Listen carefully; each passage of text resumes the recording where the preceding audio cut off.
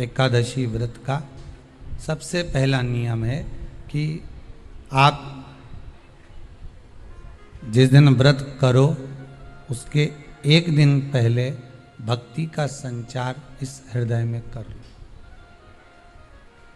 भक्ति का संचार इस हृदय में कर लीजिए। जिस दिन आप व्रत करो, जैसे एकादशी का व्रत कर रहे हो तो दशमी के दिन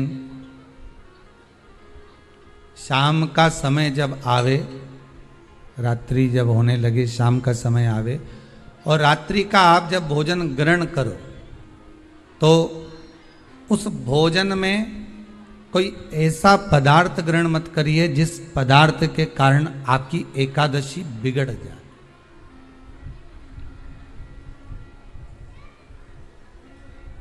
कोई बेकार भोजन हमें ग्रहण नहीं करना, श्रेष्ठ भोजन ग्रहण करिए दशमी के। और एकादशी का दूसरा नियम बहुत ध्यान से सुनिएगा। जिस दिन आपकी एकादशी का व्रत हो उस दिन प्रयास करिएगा कि अपने हाथ से किसी भी वृक्ष की कोई पत्ती टूटे ना। अपने हाथ से किसी भी वृक्ष की, पौधे की, किसी भी वृक्ष की पत्ती अपने हाथ से ना टूटे। बहुत ध्यान दीजिएगा महाराज। एकादशी का ये दूसरा नियम है कि अपने हाथ से किसी पौधे की, किसी वृक्ष की, किसी डाली की कोई पत्ती टूटे ना, कोई पत्ती ना टूटे, इसका प्रयास करिए।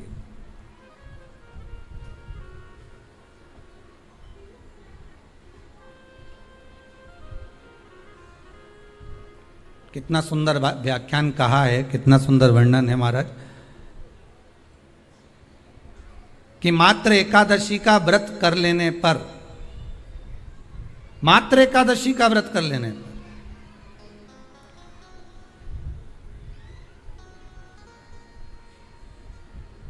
जो पूर्व में किया गया हमारा पाप कर्म है, हमने किसी जीव की हत्या करी है, हमने किसी को कष्ट प्रदान करा है, हमने किसी को अपशब्द कहा है, हमने किसी को ताने दिए, हमने किसी को आड़ा टेढ़ा कहा है, हमने किसी को गालियां दे दी है, मात्र एकादशी का व्रत ही कर लेने पर ये सारे जो दोष हैं वो समाप्त हो जाते हैं।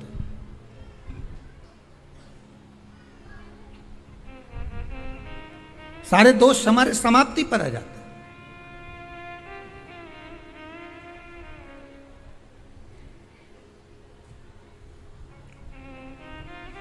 अब एक विचार करिएगा थोड़ा सा अपने मन में, अपने चित्त में, अपनी वृत्ति में एक बात उतारिएगा।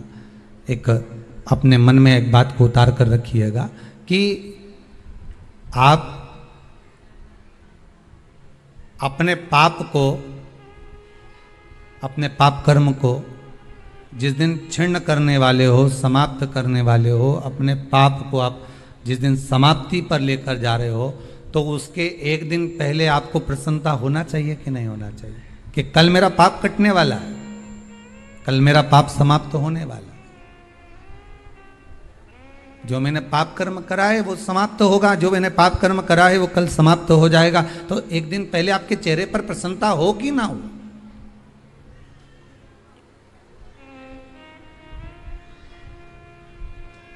और चेहरे पर वो प्रसन्नता आपके आना चाहिए कि कल मेरा एकादशी का व्रत है, आज दशमी है, कल एकादशी का व्रत है, तो कल मेरी जब एकादशी का व्रत रहेगा तो मेरा ना जाने कितना कितना पाप, कितना असत्य, कितना झूठ, कितना प्रपंच वो समाप्त हो जाएगा। इसमें मुझे प्रसन्नता हो, इसमें मुझे आनंदता हो।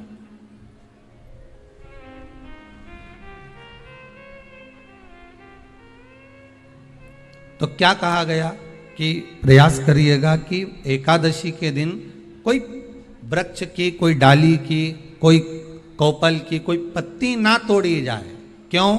तो कहा अगर उस पत्ती को हम तोड़ देते हैं, वृक्ष की पत्ती को या क्यारे में लगी हुई कोई डाली की पत्ती को हम तोड़ देते हैं तो एकादशी का पुण्य फल प्राप्त नहीं होता, एकादशी का कोई फल हमारे खाते में नहीं जाता, पुण्य फल प्राप्त। अब फिर भले तुम चाहे तुमने मोरदन खाया हो, चाहे तुमने फिर चिप्स खाई हो, चाहे तुमने फिर व्रत का कितना ही सामान खा गए हो और तुमने सोचा कि आज मेरी एकादशी है, तो फिर उसका कोई फल प्राप्त नहीं है, उसका कोई सुख प्राप्त नहीं है आपको, फिर उसका कोई आनंद प्राप्त नहीं है आपको, फिर उसमें कोई आनंद की अनुभूति आपको नहीं मिल रही है।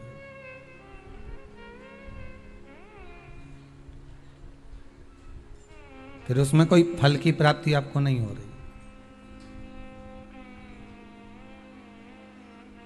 आस्था चैनल के माध्यम से जितने भी एकादशी करने वाले हैं और चतुर्थी का व्रत करने वाले हैं, बहुत ध्यान से आज की कथा सुनना कि एकादशी का आपसे आपके बच्चे पूछेंगे, मम्मी हम भगवान विष्णु का दर्शन करते हैं, हम राम जी का दर्शन करते हैं, हम कृष्ण भगवान का दर्शन करते हैं, हम भवानी माता का दर्शन करते हैं, हम शंकर जी का दर्शन करते हैं, हम सारे देवी देवताओं का दर्शन करते हैं, पर ये एकादशी माता तो कभी नजर ही नहीं आती।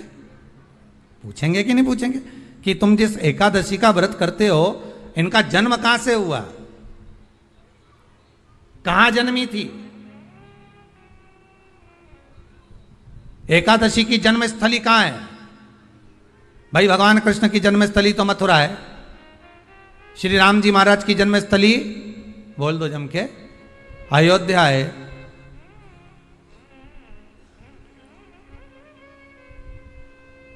कोई आपसे पूछ ले कि एकादशी की जन्मस्थली कहां है, तो आधे लोग तो बाल खुजाने में लग जाएंगे कि एकादशी आखिर पैदा कहां हुई थी, जन्म कहां लिया था, इसका जन्म हुआ कहां था, कहां जन्मी थी ये?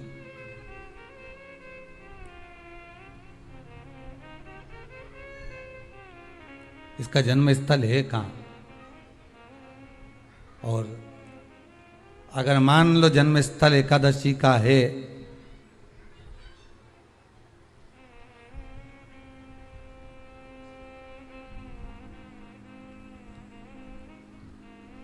और एकादशी अगर जन्मी है, उसका जन्म हुआ है और दुनिया के लोग इतना व्रत करते हैं, उपवास करते हैं, तो फिर इसका जन्म स्थल कहां होगा? तो कहा इसका जो जन्म स्थल है वो बद्रीनाथ। कहां पर है? बद्रीनाथ। और उस बद्री विशाल में भी एक गुफा जिसका नाम है हेमवती। क्या नाम है? हेमवती। उस गुफा में एकादशी का जन्म स्थल है। बद्री विशाल में हेमवती गुफा, जो 12 योजन अंदर प्रवेश करने जितनी है, 12 योजन की गुफा के अंदर, हेमवती के अंदर एकादशी का प्रागट्य हुआ था, एकादशी का जन्म हुआ था।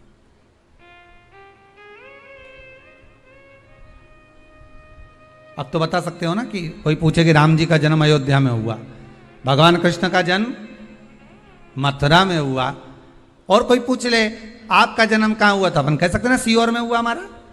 और आपसे कोई पूछे कहाँ हुए, तो कहीं इंदौर में हुए, कि देवास में हुए, कि भोपाल में हुए, कि मुंबई में हुए, कि पूना में हुए, आपका तो बता दोगे। पर बच्चे आपसे पूछ ले मम्मी तू इतनी एकादशी का व्रत करती है, एकादशी का तू व्रत करती है और सबको करा देती है कि वल्लभ कुल की एकादशी करो, भले बकरी जैसे चरो पर एकादशी करो, और सबको एकादशी कराया, तो कोई पूछ ले कि एकादशी का जन्म कहां हुआ था, तो आप कह सकते हो कि बद्री विशाल में, हेमावती में, बद्री विशाल के हेमवती गुफा के अंदर जो 12 योजन की गुफा है, उस गुफा में एकादशी का जन्म हुआ। कब हुआ?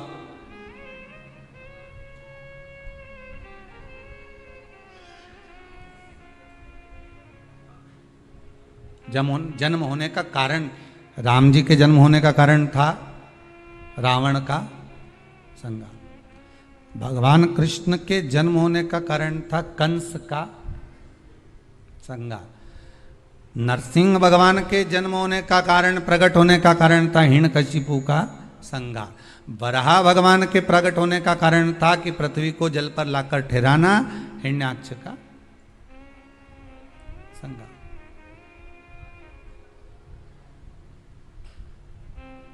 तो फिर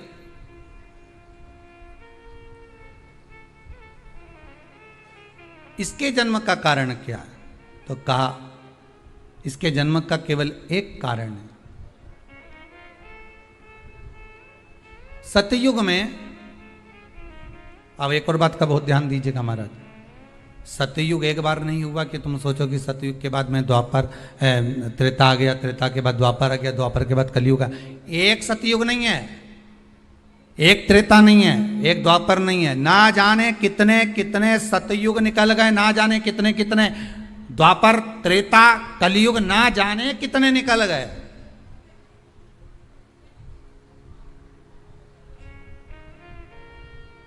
और आप और हम जैसे भी इस पृथ्वी पर ना जाने कितने, अरे जम के तो बोलो, निकल गए।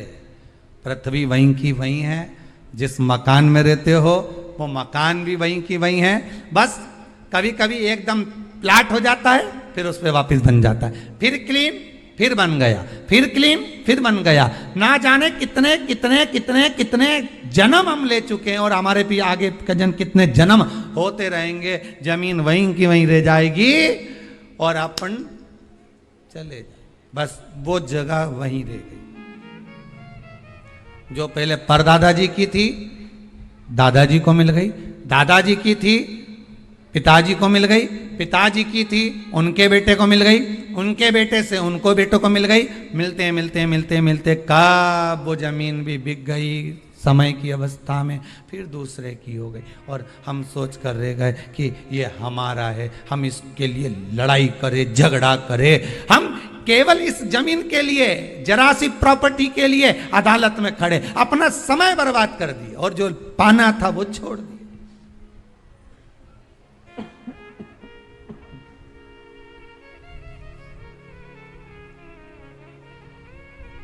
जो पाना था वो छोड़ दिया हमने।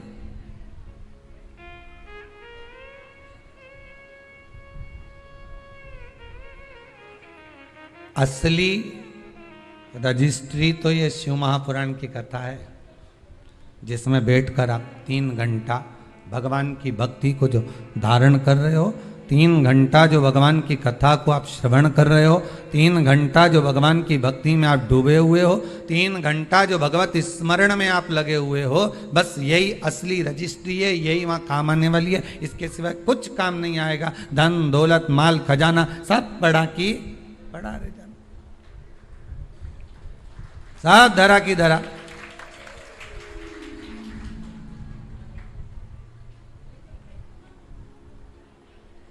रह गया। वो एक लाइन आप लोग स्मरण करते होंगे, सज धज के जिस दिन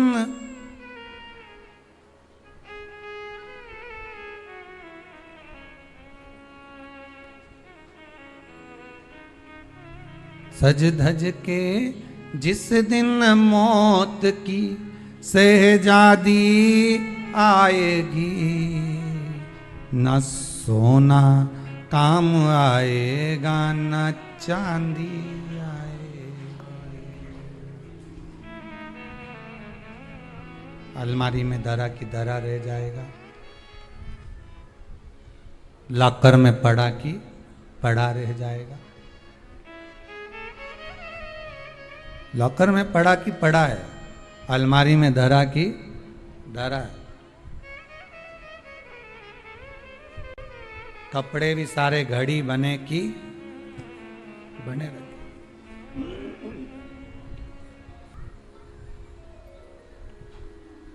झगड़ा करा, लड़ाई करी, विवाद करा, खूब झगड़े, पर मिला क्या? इतनी सी जमीन है, इतनी।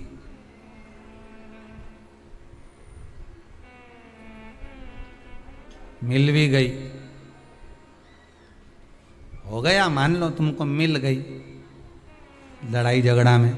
यहाँ तो शिव महापुराण की कथा कहती है कि माता पिता के आशीर्वाद से बड़ी दुनिया में कोई प्रॉपर्टी नहीं है। माता पिता के आशीर्वाद से बड़ी दुनिया में कोई दौलत नहीं है।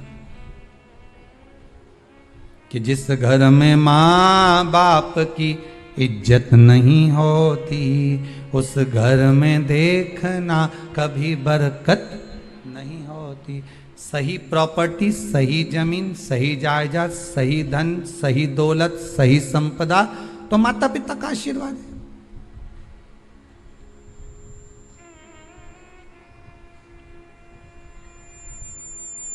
सही दौलत तो वही है, सही जायदाद तो वही है। अब प्रयास करना एकादशी के दिन कोई पत्ती ना टूटे। अगर आपको तुलसी के दल की भी जरूरत है तो आप दूसरे से कह सकते हो कि मुझे तुलसी का दल ला दे।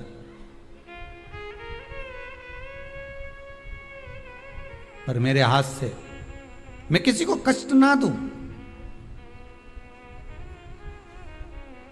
कितने तपबल से एकादशी की उत्पत्ति हुई है, कितने तपबल से। महाराज सतयुग एक नहीं आया, ना जाने कितने सतयुग आ गए। द्वापर एक नहीं आया, ना जाने कितने द्वापर। त्रेता एक नहीं, ना जाने कितने त्रेता। कलयुग ना जाने कितने हुए, और अपने जैसे भी ना जाने कितने। तो कभी कभी तुम अहंकार भी मत करना। अपने भीतर यह अभिमान नहीं आना चाहिए कि आपके बराबर कोई दान नहीं कर सकता। किसी के भीतर यह अहंकार ना आए कि हमारे बराबर कोई ये नहीं कर सकता, हमारे बराबर ये कोई बोल नहीं सकता, हमारे बराबर ये कोई होड़ नहीं कर सकता। नहीं नहीं, अहंकार को छोड़ दो।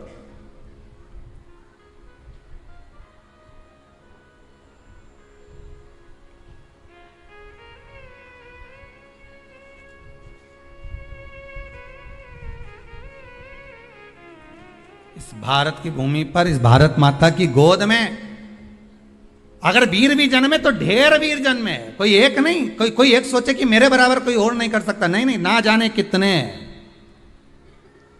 इस भारत माता की गोद में अगर दानी भी जन्मे तो ना जाने कितने। कोई ये ना सोचे कि मेरा बराबर कोई दान नहीं कर सकता। इस भारत माता की गोद में सुंदर भी जन्मे तो इतने। कोई ये ना कह सकता है कि मेरे बराबर कोई सुंदर नहीं है। और इस भारत माता की गोद में कलाकार भी जन्मे तो इतने। कोई ये नहीं कह सकता कि इसके बराबर कोई नहीं। इस भारत माता की गोद में कथाकार भी ढेर जन्मे। कोई ये नहीं कह सकता कि इसके बराबर कोई नहीं। भगवान ने पैदा करा। अभिमान नहीं होना चाहिए, अहंकार नहीं होना चाहिए। ना जाने कितने हों।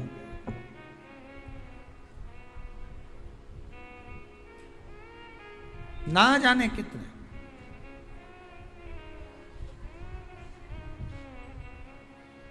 बस हो सकता है सतयुग, त्रेता, द्वापर, कलयुग भी जो अनेक हुए तो हम भी अनेक होंगे। हम भी ना जाने कितने होंगे। सतयुग की कथा है। सतयुग में एक नाड़जंग नाम का एक असुर हुआ। देखिए, एकादशी के जन्म की कथा शायद आपने जिंदगी में कभी सुनी ना सुनी जीवन में, पर इस जीवन में मनुष्य की देह प्राप्त कर कर अगर आप शंकर की शिव महापुराण की कथा सुन रहे हो तो एक एक संवाद को अपने जीवन में उतार कर रखना, जिससे कई माताएं कहती है गुरुजी पहले हम ये चीज नहीं जानते थे, पर आपसे श्रवण कर कर ही तो कुछ मिलेगा। आने वाली पीढ़ी को हमको ज्ञान देना है। सियोर वाला महाराज तो 3 घंटा 2 बजे से 5 बजे तक आस्था चैनल पर, फेसबुक पर, यूट्यूब पर कथा बाज देगा। इसके बाद जवाबदारी आपकी है। कथा सुनने के बाद जवाबदारी आपकी है कि आपके बच्चों को शाम को भोजन कराते समय, आप रात्रि को अपनी बहन से बात करते समय, आप रात्रि को अपने रिश्तेदारों से बात करते समय उनसे भी प्रश्न कर सकते हो। क्यों आज तूने कथा सुनी थी? आज अपने एकादशी के जन्म की कथा सुनी कि एकादशी कब पैदा हुई, एकादशी का जन्म कब हुआ, कौन सी जगह पर जन्मी थी। अपने को मालूम था कि राम जी कहां जन्मे, अपने को मालूम था भगवान कृष्ण कहां जन्मे, अपने को मालूम था नरसिंह भगवान कहां जन्मे, पर अपने को एकादशी का जन्म कहां हुआ यह नहीं मालूम था। आप अपनी बहन से, अपने रिश्तेदारों से बात कर सकते हो। 3 घंटे की कथा तो आप यहां श्रवण कर लेते हो आस्था चैनल के माध्यम से, फेसबुक और यूट्यूब के माध्यम से। इसके बाद की जवाबदारी आपकी है कि इस कथा का प्रसाद आप किस किस को दे रहे हो। आप कथा का फोन लगाकर किस किस को बोल रहे हो कि 2 बजे से 5 बजे तक कथा आ रही है। सुनो, व्रत शिव महापुराण की कथा है। व्रत उपवास जो अभी तक करते आए हैं उसी को सुन रहे हैं कि अब कैसे करना चाहिए। करते तो आए पर उसको करना कैसे है? कहां जन्म ले लिया? तो कहा महाराज बद्रीनाथ। कब जन्मी एकादशी? एकादशी का जन्म कब हुआ?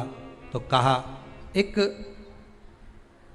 नाड़ाजंग नाम का सुर था, राक्षस, जिसके पुत्र का नाम था मुर। क्या नाम है? मुर। मुरदैत्य। ये मुरदैत्य इतना विशाल काय था, इतना विशाल काय था, रहने वाला चंद्रावती नगर का था। कौन से नगर में रह रहा था? चंद्रावती नगर। बड़ा विशाल काय।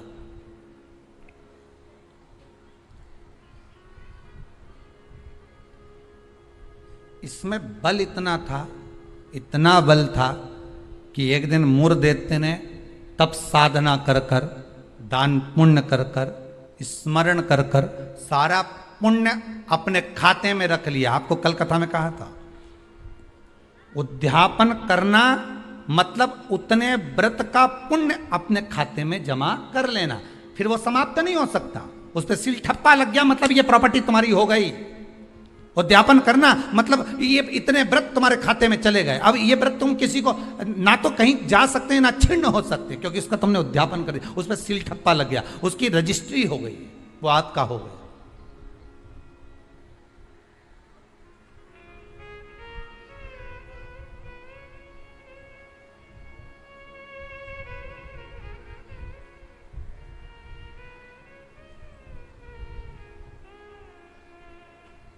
अब मुरदैत्य बड़ा उपद्री था, बड़ा उपद्री, इतना उपद्री, पर साथ में वो दान भी बहुत करता था, साथ में वो पुण्य भी बहुत करता था, सत्कर्म बहुत करता था। अब पर ये सब कुछ करने के साथ में वो पाप भी बहुत करता था।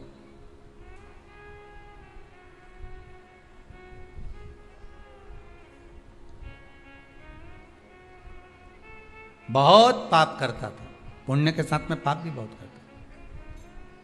होता है व्यक्ति पुण्य के साथ में पाप कर भी देता है। शंकर जी के मंदिर में लोटा भर के पानी चढ़ाने गया और मन में विचार कर कर गया, बताओ अपने आप को कैसी इतर आ रही है। दूसरे को देख के अपन तुरंत उसी समय पे पाप कर लिया। बताओ अपने आप को कितनी इतर आ रही। अरे अरे वो इतरारे इतरान दे, तू तो अपना शंकर जी के जल चढ़ाने, हरि ओम बोलने, नमः शिवाय बोलने, अपने घर जा। तेरे को क्या करना कि इतरारी ने कई कर रही, वो करे करना। तुम तो शंकर जी भजो, शिव नाम जपो, शंकर का स्मरण करो और भगवान का भजन करके अपने घर जाओ बस। पर मुरदैत्य पुण्य भी करता था तो पाप बहुत करता था। इतना पाप कर्म था, इतना पाप कर्म था कि वो घबराए नहीं, बस पाप ही पाप में लिप्त हो जाए। समय आया, एक बार ये मुरदैत्य पहुंच गया अमरावती, अमरपुर, भगवान वैकुंठ अधिपति के उस भवन में जहां 33 कोटि देवता सदा विराजमान रहते हैं। ऐसे सुंदर आनंद में भगवान के धामों में पहुंच गया और जिस इंद्रलोक में जाता तो इंद्र को पकड़कर जमीन पर फेंक देगा। अब बहुत अच्छे से सुनिएगा महाराज, देवता ऊपर जब युद्ध करते थे और युद्ध के मैदान से नीचे गिरते थे तो मृत्यु लोक में नहीं आते थे। कहां नहीं आते थे? मृत्यु लोक में। पर मुरदैत्य इतना बलवान था कि देवताओं को जब पकड़कर फेंकता था तो किसी लोक में नहीं जाते थे, मृत्यु लोक में ही जाते थे। अब बल देखिए कितना प्रबल होगा। कोई लोक नहीं, ऊपर से फेंका तो डायरेक्ट नीचे।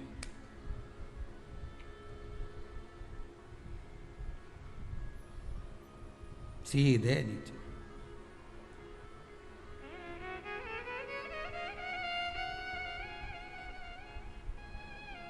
जितने लोक उतने देवता, और जितने लोक उतने देवता। अब इसने सोचा इतने सारे देवताओं को अलग अलग गिराने कब तक जाऊंगा, तो इसने क्या करा, आज चढ़ गया सारे लोकों पर और लोकों पे चढ़कर जो नृत्य करना प्रारंभ करा, जम जम के नाचना, तो सारे लोक हिलने लगे और जितने उसमें 33 कोटि देवता रह रहे थे सब मृत्यु लोक में गिर गए। अब सारे लोक में किसका राज्य हो गया? जम के बोलिए जरा, उस मुर दैत्य का। सारे लोग खाली, मुर दैत्य का राज्य। सारे देवता इकट्ठे होकर शंकर भगवान के पास में गए, क्योंकि मृत्यु लोक में आ गए तो मृत्यु लोक में कहां जाएंगे। आपको पहले भी कथा में कहा, मृत्यु लोक में जन्म हुआ है आपका, आप पृथ्वी पर जन्मे हो। और मृत्यु लोक में जन्म लेने के बाद अगर आप मन में सोचो कि हम शंकर की आराधना क्यों कर रहे हैं, अरे मृत्यु लोक में जन्म लेने के बाद शंकर की आराधना ही मूल है, शिव की आराधना ही जरूरी है।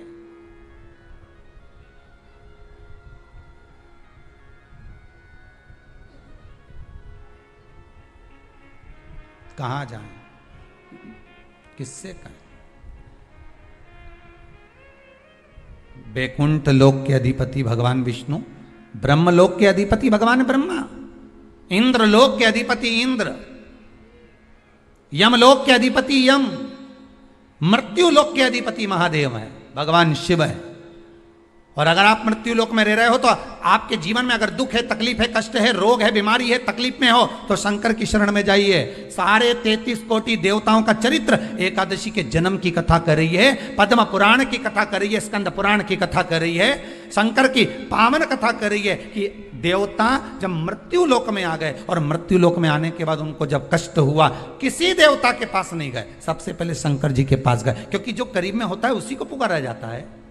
एक बहू पूना में रह रही है और एक बहू तुम्हारे साथ में रह रही है और तुम्हारा पेट दुखे या चक्कर आ रहे हैं तुमको, तो क्या पूना वाली को फोन लगा के बोलोगी बहुत चक्कर आ रहा है?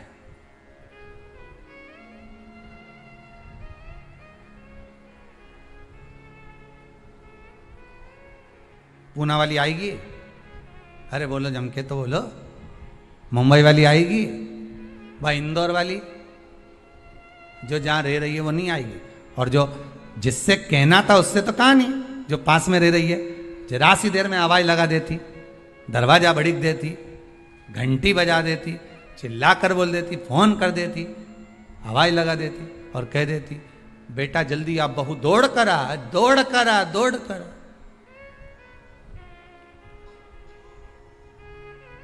बोलो आती कि नहीं आती? कितना भी झगड़ा हो, कितनी भी लड़ाई हो गई हो, तो भी किसी को तकलीफ में है तो ऐसी कोई बहू नहीं होती जो दौड़ कर ना आए। तकलीफ में होगी, भले कितना भी झगड़ा कराओ, कितनी भी लड़ाई करियो, कितना भी विवाद हो, दौड़ के आ गई। और आई तुरंत, क्या हो गया मम्मी? बस मेरे को चक्कर आ रहा है। अब तुमने पूना वाली को बुलाया, इंदौर वाली के बुलाया, बड़नगर वाली के बुलाया, ने पीपर ठौन वाली के बुलाया, ने नीमच वाली के बुलाया, सब क्या बुलाया तुमने, पर तुमने उसको नहीं बुलाया जो पास में थी।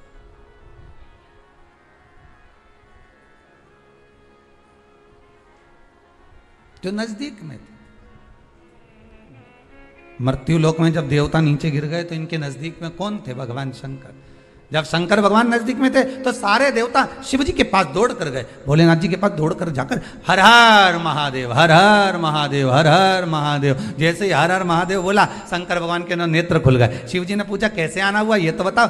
कहा महाराज जी ये वो मुर दैत्य ने हम सबको नीचे पटक दिया। अच्छा तो फिर क्या चाहते हो? बस उस मुर दैत्य का संहार कर दो। शंकर भगवान बोले मुर दैत्य का संहार मैं करूंगा?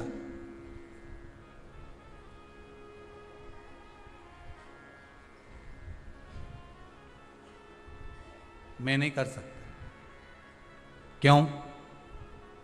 उसका संहार भगवान विष्णु करेंगे। उनसे जब कहो जाकर, तो भगवान विष्णु तो हमारे, हम 33 कोटि देवता नीचे नजर आ रहे, पर भगवान विष्णु कहीं नजर नहीं आ रहे। हमको तो लग गया ऊपर से पटका होगा तो वो नीचे चले गए होंगे। भगवान नहीं दिख रहे हमको, हमें नजर नहीं आ रहे, हम कहां ढूंढे उनको? ये हमारी दृष्टि है। हमारी दृष्टि से भगवान को हम देखने का प्रयास करेंगे ना, भगवान नहीं मिल सकता। भगवान को पाने के लिए भीतर की दृष्टि चाहिए, आत्मा की दृष्टि, मन की दृष्टि चाहिए। हमारी दृष्टि पे तो चश्मा लगा होता है। हाँ, ब्लैक कलर का लगा है तो ब्लैक दिखेगा, नीला लगा है तो नीला, पीला लगा है तो पीला, हरा लगा है तो हरा। उसी तरह हमारी दृष्टि पर चश्मा लगा है, कामी होगा तो कामी दिखेगा, लोभी होगा तो लोभी दिखेगा। चोर को चोर नजर आता है, साहूकार को साहूकार नजर आता है, बेईमान को बेईमान नजर आता है, ईमानदार को ईमानदार नजर आता है, धर्मात्मा को धर्मात्मा नजर आता है, पुण्यात्मा को पुण्यात्मा नजर आता है, साहूकार को साहूकार दिखेगा, ईमानदार को ईमानदार दिखेगा, ढोंगी को ढोंगी नजर आएगा, पापी को पापी नजर आएगा, कपटी को कपटी नजर आएगा। आप जैसा चश्मा लगाए होगे सामने वाला व्यक्ति वैसा नजर आएगा। आप अपनी आंखों का इलाज अच्छा करवाओ, सामने वाला व्यक्ति अपने आप ही अच्छा नजर आने लगेगा, अपने आप। हमारी सास तो हमेशा हमारा बुरा ही सोचती है। सास बुरा नहीं सोचती, चश्मा गड़बड़ हो गया, समझ गए? अरे बोलो तो, समझ गए ना? चश्मा गड़बड़ हो गया मतलब दृष्टि गड़बड़ हो गई। हमने देखा हमारी सास हमारा बुरा सोचती है, मतलब बुरे हम हैं, हम सोच रहे हैं बुरे। अगर अच्छा सोचते तो कह देते हाँ है तो सास ना, इन्होंने मेरे पति को जन्म दिया है, और मेरे पति को जन्म दिया। जब पति इतना प्रेम से मेरे से व्यवहार करे तो सास क्यों व्यवहार खराब करेगी? अरे बोलो तो, करेगी। जब पति तेरे लिए जेब में भर के गजक लाए, कुरकुरा लिया है, चिप्स लिया है, तब तूने एक बार भी नहीं किया कि बताओ मेरा क्या जो, तो कहे पति अच्छा है पर सास बुरी। नहीं नहीं, दृष्टि हमारी बुरी है, उसमें हमें सामने वाला व्यक्ति गलत नजर आ रहा है। हम अच्छा देखना प्रारंभ कर देंगे ना तो हमको अच्छा मिलने लगेगा। बुरा जो देखन में चला और बुरा न मिलया कोई, कौन मिला फिर बुरा? मन।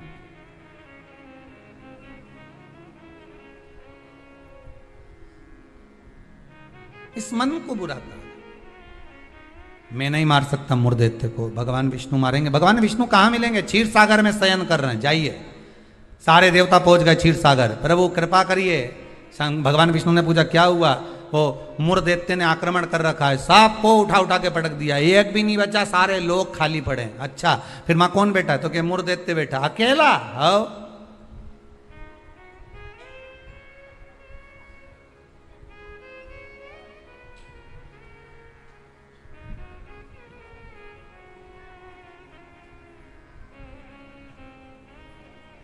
वो अकेला बैठा है।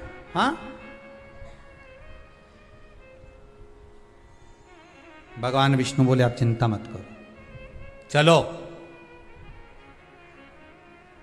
चलो हमारे साथ। चंद्रावती नगर पर सारे 33 कोटि देवता आक्रमण कर दो। शंकर भगवान तो मुस्कुराने लगे। एक मुर्दैत्य के लिए 33 कोटि देवता अपना अपना लोक छोड़कर आ रहे हैं युद्ध करने के लिए। विचार करिएगा जरा।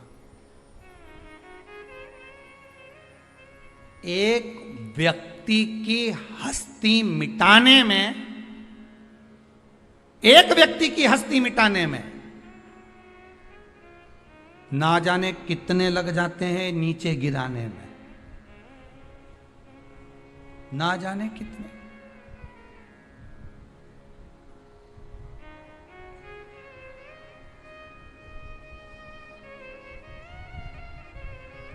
जब व्यक्ति मर जाता है तो दुनिया के लोग रोते हैं, बेचारा मर गया। और जो मर गया उसको वापिस जिंदा कर दे भगवान तो फिर खो जाते हैं, फिर उठ गया, वापिस उठ गया। फिर ना जाने कितना मेहनत करेगा, कितना कमाएगा, ना जाने कितनी बिल्डिंग बना लेगा, ना जाने कितना धन जोड़ लेगा, खो गए।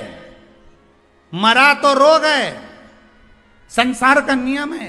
एक व्यक्ति की मुर्दैत्य की मात्र हस्ती को मिटाने के लिए सारे आ गए, पर 33 कोटि देवता 15 मिनट नहीं लगे मुर्दैत्य को। 15 मिनट में मुर्दैत्य ने सारे देवताओं को हिला दिया, भाग गए।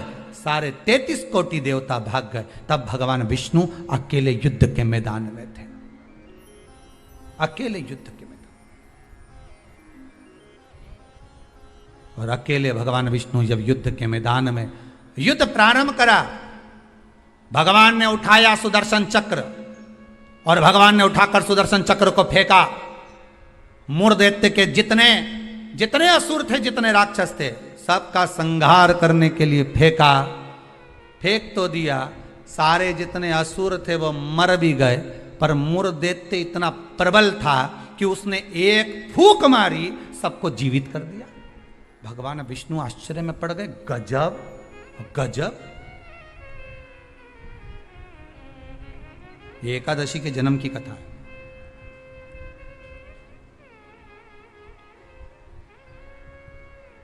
गजब हो गया, इतने सारे मरे और एक क्षण में भगवान ने तो सुदर्शन फेंका ने, सब घूम के गया ने, सबके मार के आया। उसके तो 1 घंटा, आधा घंटा, 15 मिनट, 10 मिनट, 5 मिनट लगे होंगे। इसने तो एक फूंक मारी, जो यहां से चालू करा, हैप्पी बर्थडे टू यू, एक फूंक में ही सब निपटा दिया। ले, सब जाग गया, सब। जैसे वो 11 साल होए तो लोग 11 मोमबत्ती जला। हमारे यहाँ तो कहीं नियम नहीं है, हिंदू धर्म के शास्त्र के अनुसार ये नियम नहीं है कि मोमबत्ती को बुझाओ कि दिया बुझाओ। हमारे यहाँ तो जन्मदिन मनाओ तो दिया जलाओ, और पहले बात तो जन्मदिन मनाओ तो पहले सोच के मनाओ कि 14 साल के हो गए, मतलब भगवान के करीब जाते जा रहे हैं, करीब 35 साल के हो गए, मतलब 36वें में लग गए, उसकी ओर करीब पहुंच गए। जैसे जैसे उम्र बढ़ती जा रही, तुम तो केक काट रहे हो, ऊपर तो नगाड़े बज रहे हैं, भेरू आने वाला है, ऊपर नगाड़े बज रहे हैं। 68 का हो गया, गांव के लोग जन्मदिन मना रहे, ऊपर कह रहे तैयारी कर लो रे, थोड़ा और बचा है, आने वाला।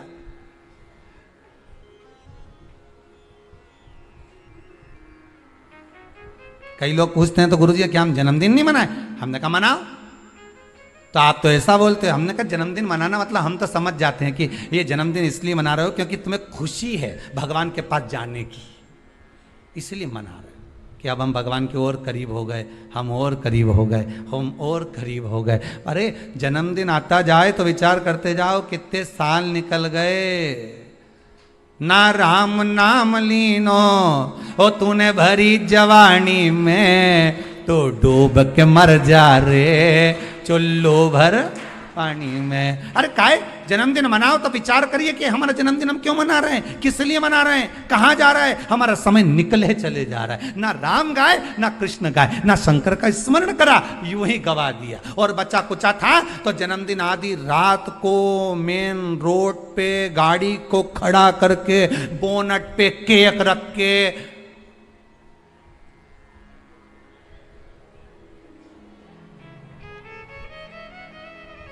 तो बेचारा इतना अच्छा व्यक्ति का जन्मदिन रोड पे मना रहे जैसे बेचारा अनाथ है रे, इसका कोई नहीं बापड़े का।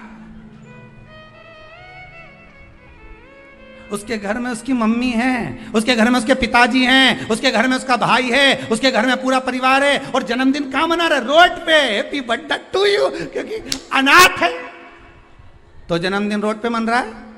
अगर अनाथ नहीं होता तो जन्मदिन उसके माता पिता को खड़े रखकर मनाते हैं कि इस माता ने जन्म दिया है तेरे जैसे बेस्ट फ्रेंड को, इसको जन्म दिया है, इस माता ने मेरे दोस्तों को जन्म दिया। खुश होते कि माता पिता ने जन्म दिया। सबसे पहले जन्मदिन पर अगर पूजन करना है तो माता पिता के गले में माला पहनाओ कि इनने तुम्हें जन्म दिया है, तुम्हारे जैसा व्यक्ति इसने पैदा किया है, तुम्हारे जैसे जीव को इसने जन्म दिया है। तुम्हें जो दोस्त मिला, तुम्हें जो फ्रेंड मिला, जो तुम्हें, समझ गए, भेरू के भेरवी ने भेरवी के भेरू मिल गया। तो जिसने जन्मदिन की खुशी उनके सामने मना।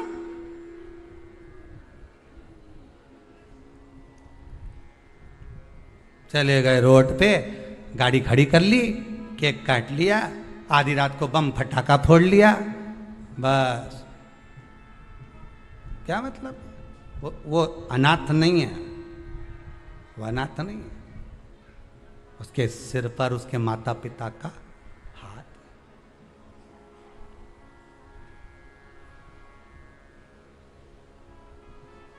ने एक फूंक मारी, व केक की।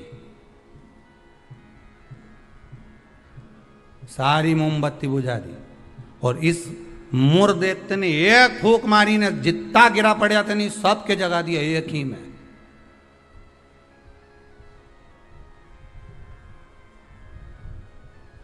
मेरे को तो लगे वो कहीं कहीं का बाबा जोगी और नहीं हो नहीं जिसके यहाँ झाड़ा लगवाने लोग जाएं, एक फूंक मार दो उठी क्या। तो ये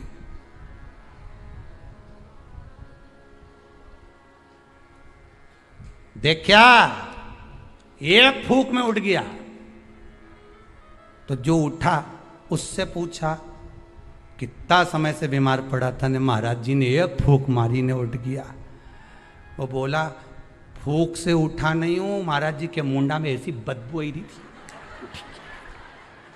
एक बार में उठ गया। इसलिए भगा ये दूसरी मार देगा फूंक तो निपटी जाऊंगा तो मैं जाऊंगा। और के कह गया महाराज जी के कान में कहीं पायरिया की कहीं बीमारी बीमारी तो नहीं है मुंडा में, फूंक में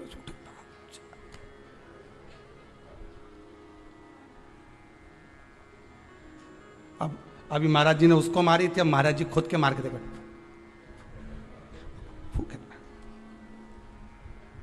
मुर्दैत्य ने जो फूंक मारी ने सब पड़िया ने सब उठी किया एक साथ, सारा की सारा उठ के बैठ गया।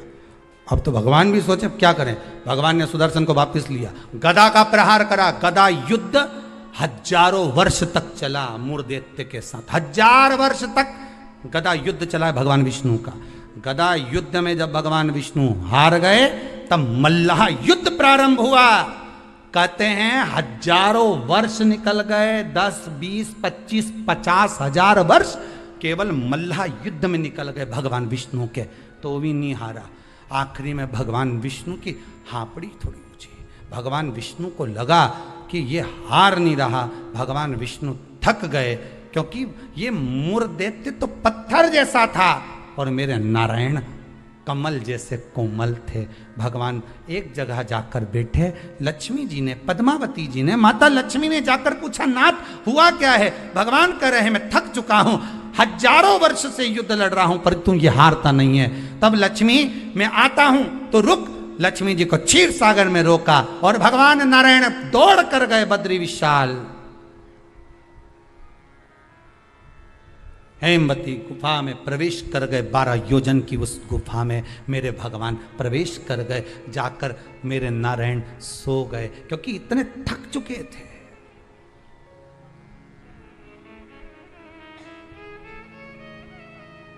इतने थक गए थे और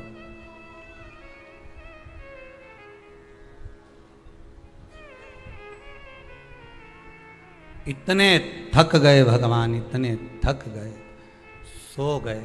मुर्दैत्य भगवान के पीछे पीछे दौड़ कर आया कि आखिर ये जा कहां रहे हैं, ये जा कहां रहे हैं। मुर्दैत्य ने विचार करा आज भगवान भाग कर कहां जा रहे हैं मुझसे। केवल वो काल्यावन को देखकर भगवान युद्ध का मैदान छोड़कर नहीं भागे थे, यहाँ मुर्दैत्य को देखकर भी भगवान युद्ध का मैदान छोड़कर भागे थे। भगवान का नाम था रणछोड़ राय। कहाँ जा रहे हैं, किस जगह जा रहे हैं, चले।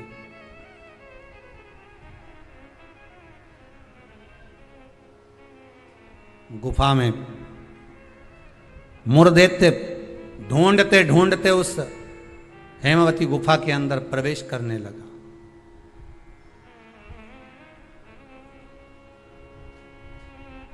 वहां पर हेमवती गुफा में जैसे ही प्रवेश करा उस समय पर पाप पुरुष, कौन सा पुरुष है, पाप व्यक्ति का जो पाप होता है जब वो पुण्य वाली जगह पर जाता है, सत्कर्म वाली जगह पर जाता है, तो उसका जो पाप पुरुष है, उसका जो पाप है वो उसके सामने आकर खड़ा हो जाता है। बहुत ध्यान देना, क्यों कहते हैं कि मंदिर जाओ, क्यों कहते हैं तीर्थ जाओ, क्यों कहते हैं सत्संग में जाओ, क्यों कहते हैं कथा स्मरण में बैठ जाओ। क्यों कहते हैं? हमारा जो पाप है वो हमसे, जैसे ही हम तीर्थ गए, जैसे ही हम भजन में गए, जैसे ही हम कथा में गए, जैसे ही हम कीर्तन में गए, जैसे ही हम स्मरण में गए, जैसे ही भगवान की भक्ति में हम पहुंचे, हमारा पाप जो हमारे सम्मुख में था, हमारे साथ में था, वो पाप हमसे दूर हो जाता है। और मूढ़ दैत्य के सामने वही पाप पुरुष आकर खड़ा हो गया। अंदर प्रवेश कर रहे थे मूढ़ दैत्य, पाप पुरुष ने रोक दिया, कहां जा रहे हो तुम? तुम्हें मालूम नहीं तुम कहां प्रवेश कर रहे हो? तुम्हें ज्ञात नहीं है क्या? ज्ञात है। मैं भगवान विष्णु को ढूंढने जा रहा हूं, उनके साथ मेरा युद्ध हो रहा था। अच्छा, मैं भगवान विष्णु को ढूंढने जा रहा हूं क्योंकि उनके साथ मेरा युद्ध हो रहा था। पाप पुरुष ने रोक दिया, अंदर नहीं जा सकते क्योंकि अंदर पुण्य है, आप रुको वहीं पर। रोक दिया।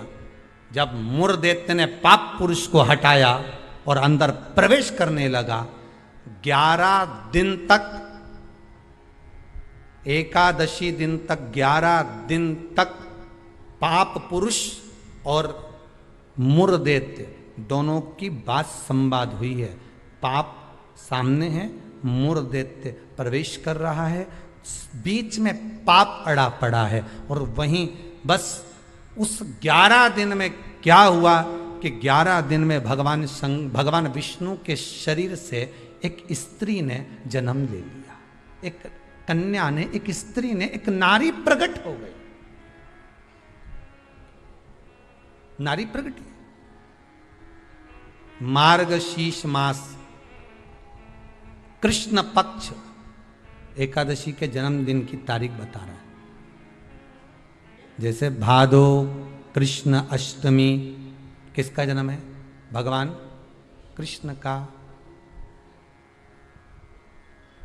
चैत्र की नवमी बोलते जाओ, राम जी का। कोई आपसे पूछे कि एकादशी का जन्म कब हुआ था? मार्गशीर्ष मास की सुंदर कृष्ण पक्ष की एकादशी के दिन, जब 11वां दिन था भगवान को सोते हुए, तब भगवान के शरीर से एक कन्या ने, एक स्त्री ने जन्म लिया। 11वें दिन जन्मी, इसलिए भगवान आगे इसका नामकरण संस्कार करेंगे, उसका नाम एकादशी रखेंगे।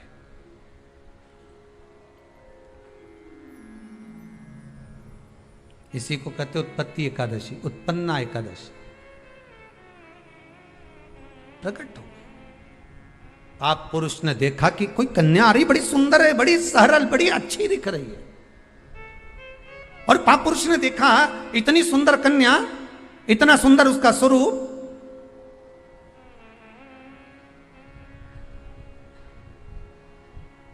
कईयों के मन में बड़ा प्रश्न होता है महाराज जी।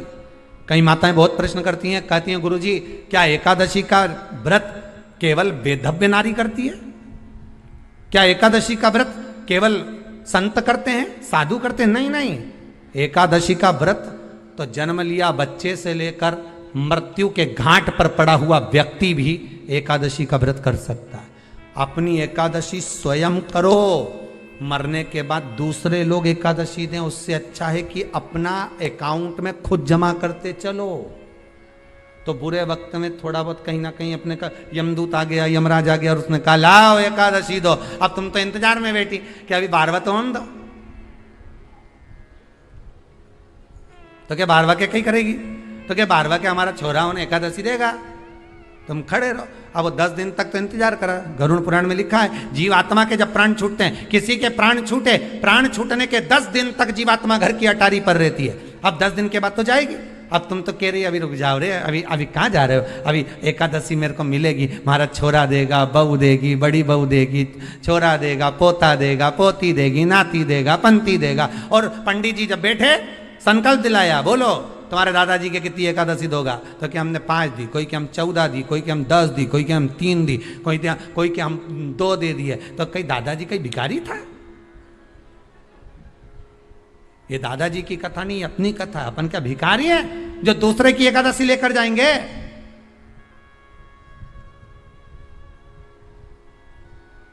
अपन अपनी एकादशी खुद करो, स्वयं एकादशी करो, फिर कहूंगा भले बकरी जैसे चरो, पर एकादशी कर। स्वयं अपने लिए एकादशी करो।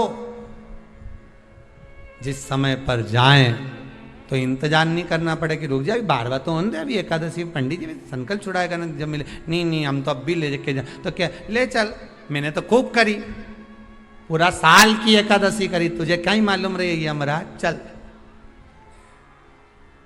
चल मुझे ले चल। और एकादशी की मृत्यु दीजे द्वादशी को दान, और वृंदावन की लकड़ी दीजे दीजे दोनों हाथ, तुम्हारा द्वारिकारा नाथ। एकादशी की मृत्यु दीजे द्वादशी को दाग, वृंदावन की लकड़ी दीजे दीजे दोनों हाथ। ऐसी कृपा प्रभु। एक सुंदर जो स्त्री का जन्म हुआ, जो कन्या का जन्म हुआ, जो एक सुंदर स्त्री जो जन्मी है, भगवान विश्राम जो कर रहे, सो रहे,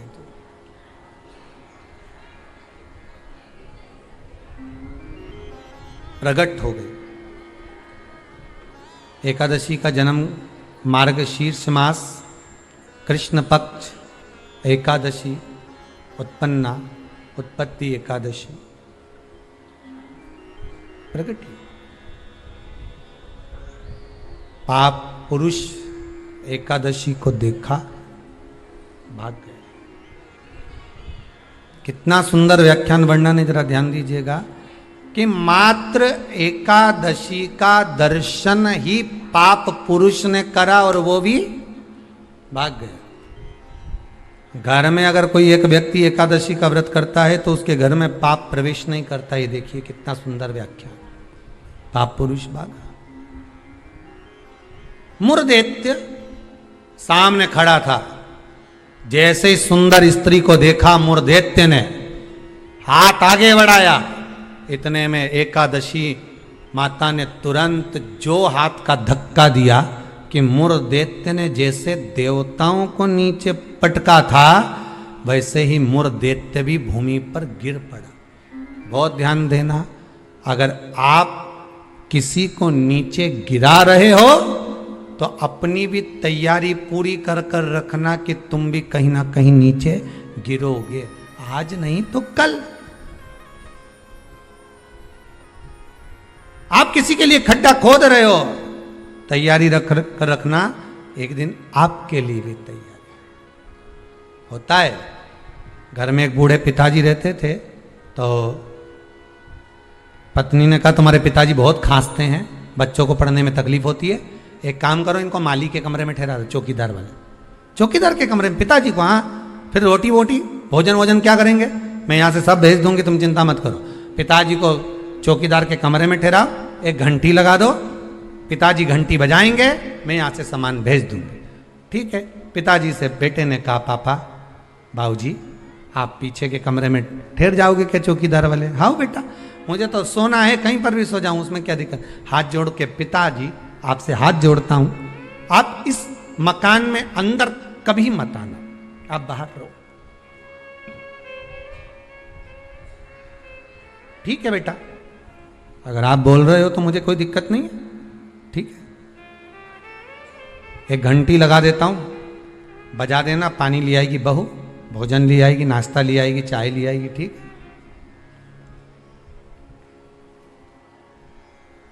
घंटी लगा दी, पिताजी घंटी बजाते, बहू सामान भेज देती। एक दिन पिताजी ने घंटी नहीं बजाई, बेटे ने कसम दी थी अंदर मत आना मकान। बेटा शाम को आया, पत्नी से पूछा क्यों, पिताजी को चाय भोजन नाश्ता वगैरह दिया? पिताजी ने घंटी नहीं बजाई, हो सकता उनके पास रखा होगा। बेटा शाम के समय पिता के कक्ष में जाकर देखता है पिता पलंग से जमीन पर पड़े हुए थे। पूछा, जल का छींटा दिया, बेहोशी में पिता थे, उठे, क्या हो गया पिताजी? पिताजी बोले प्यास लगी। पानी नहीं पिया क्या आपने? भोजन नहीं किया? नहीं, मैंने खूब घंटी बजाई पर कोई सामान लेकर नहीं आया। बेटे ने घंटी बजाकर देखी तो घंटी नहीं बज रही थी। पिताजी घंटी तो बज नहीं रही है। पिताजी बोले मुझे लगता है घंटी के तार को ऊंदरा ने कतर दिया होगा, चूहे ने कतर दिया होगा, इसलिए घंटी नहीं बज रही होगी। बहू का दोष नहीं है बेटा। बेटा बाप को पानी पिलाता, इतने में बाप चला गया, मर गया, प्राण छूट गए, अंतिम संस्कार हो गया, 10 दिन पूर्ण हो गए, सफाई होने लगी। घर में 2 बच्चे थे छोटे छोटे। जब माँ सफाई कर रही थी तो घर के दोनों बच्चे ने, एक ने तार को घड़ी बनाया, जेब में रखा, एक ने घंटी को अपनी जेब में रखा। माँ ने पूछ लिया क्या कर रहे हो? बच्चे चिल्ला कर दौड़े, घंटी जेब में रख रहे हैं। क्यों? जैसे आपने दादाजी के लिए घंटी लगाई थी, आपकी बहू आपके लिए लगाएगी, उसकी तैयारी कर रहे हैं।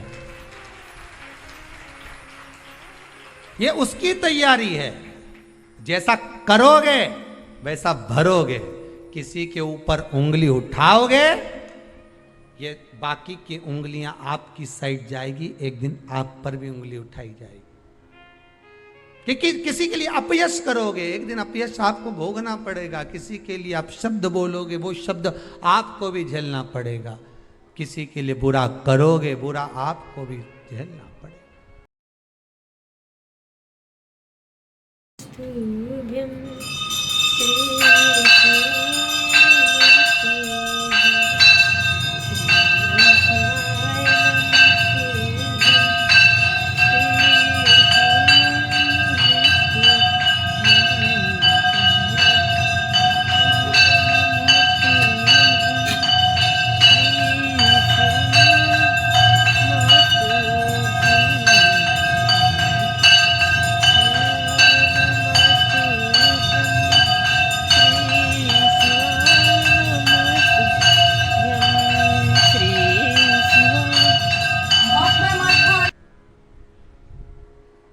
किसी कपटी के साथ कपट करोगे ना, चल जाएगा, पर किसी भोले के साथ, सीधे के साथ, जिसने आपके साथ पूर्ण विश्वास करा, उसके साथ अगर कपट कर गए तो जिंदगी नरक जैसी जाएगी, नरक से भी।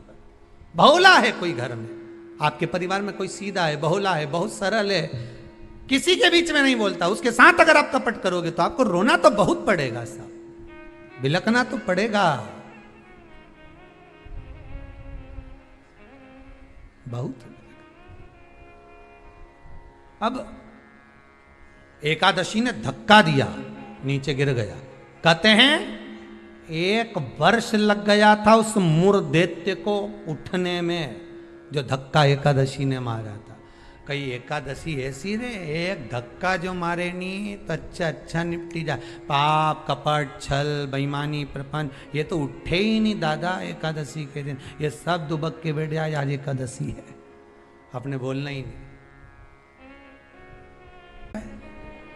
ऐसे हर एकादशी पे एकादशी आ जाए तो तुम काय बोले उससे?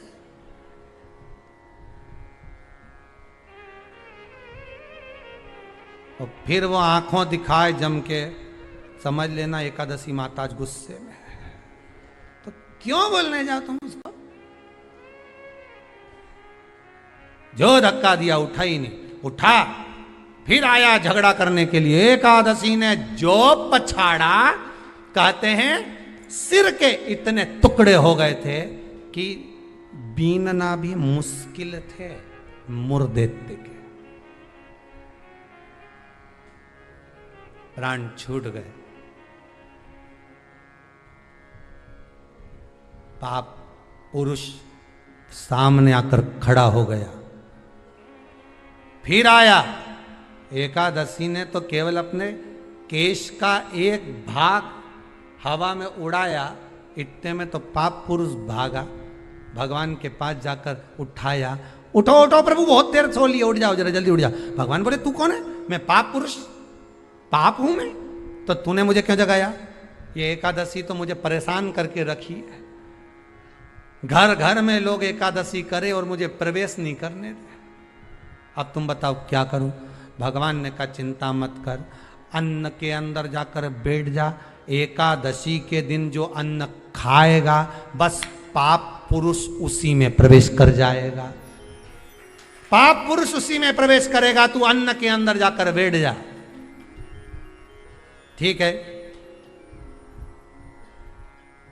मैं अन्न के अंदर जा, भगवान के नेत्र खुले, एकादशी को देखा, इतनी सुंदर एकादशी थी साहब। इसलिए शास्त्र कहता है कि जितनी एकादशी होती है, 26 की 26 एकादशी का अगर आप वर्णन करेंगे, 26 की 26 एकादशी का यदि आप स्मरण करेंगे, तो एक एक एकादशी का अगर नाम स्मरण करें तो कितना कितना सुंदर। चैत्र के महीने में 2 एकादशी, कामदा पाप मोचन, बैसाख में 2 वरुथनी मोहिनी, ज्येष्ठ महीना अपरा निर्जला, आषाढ़ योगनी देवशवनी, श्रावण महीने की कामिका पुत्रदायिनी, भादो महीने की अजा परिवर्तनी, अश्विनी महीने की इंद्रा पापकुशा, कार्तिक महीने की रमा प्रबोधनी, मार्गशीर्ष मास की उत्पन्ना और मोक्षदा, पौष महीने की सफला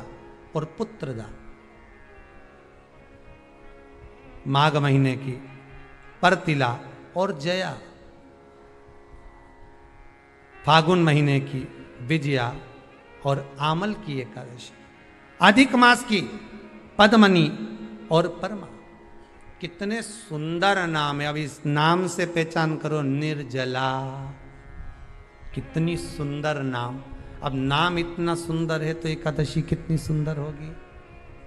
अब एकादशी इतनी सुंदर होगी तो जिस दिन तुम व्रत करोगी एकादशी का, तो तुम कितनी सुंदर होगी। मतलब भगवान कितने प्रेम से स्वीकारेगा कि इसका हृदय कितना सुंदर है। ऊपर की सुंदरता मत देखो साहब, व्रत करने से भीतर की सुंदरता। अब पहले कथा में कहा कि क्रीम की चमक 15 दिन रहती है, अच्छे कर्म की चमक जिंदगी भर रहती है। कर्म की चमक देखना है हमें, क्रीम की नहीं।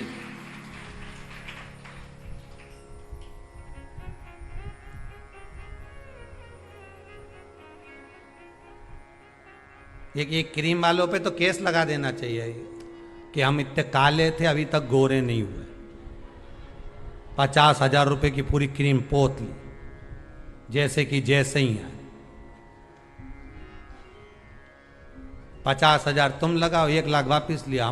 हमने 50,000 की क्रीम लगाई, तुमने लिखा था उसमें एकदम सुंदर हो जाओगे, गोरे हो जाओगे। और टीवी पे तो फोटो ऐसा दिखाओ, 1 मिनट में बस वो यूं ही लगाए नहीं गोरी हो जाए। और हम तो पूरी सालों लगाते लगाते हो गए अभी तक जैसा कि जैसा, ये जैसा कि जैसे ही रिया, कहीं अंतर ही नहीं आया। तो बताओ, तुम बताओ गोरा कब होंगे? तो क्रीम वाले भी कह देंगे, रे हमने तो शिव पुराण सुनी थी, बाहर की चमक से हमें कोई मतलब नहीं। हमने तो शिव पुराण में सुना था कि भीतर की चमक चाहिए। क्या करे बाहर की चमक का? ये चमक, ये दमक, फुल्ल बन में महक, सब कुछ सरकार तुम ऐसे है। अभी बाहर की चमक का करोगे क्या?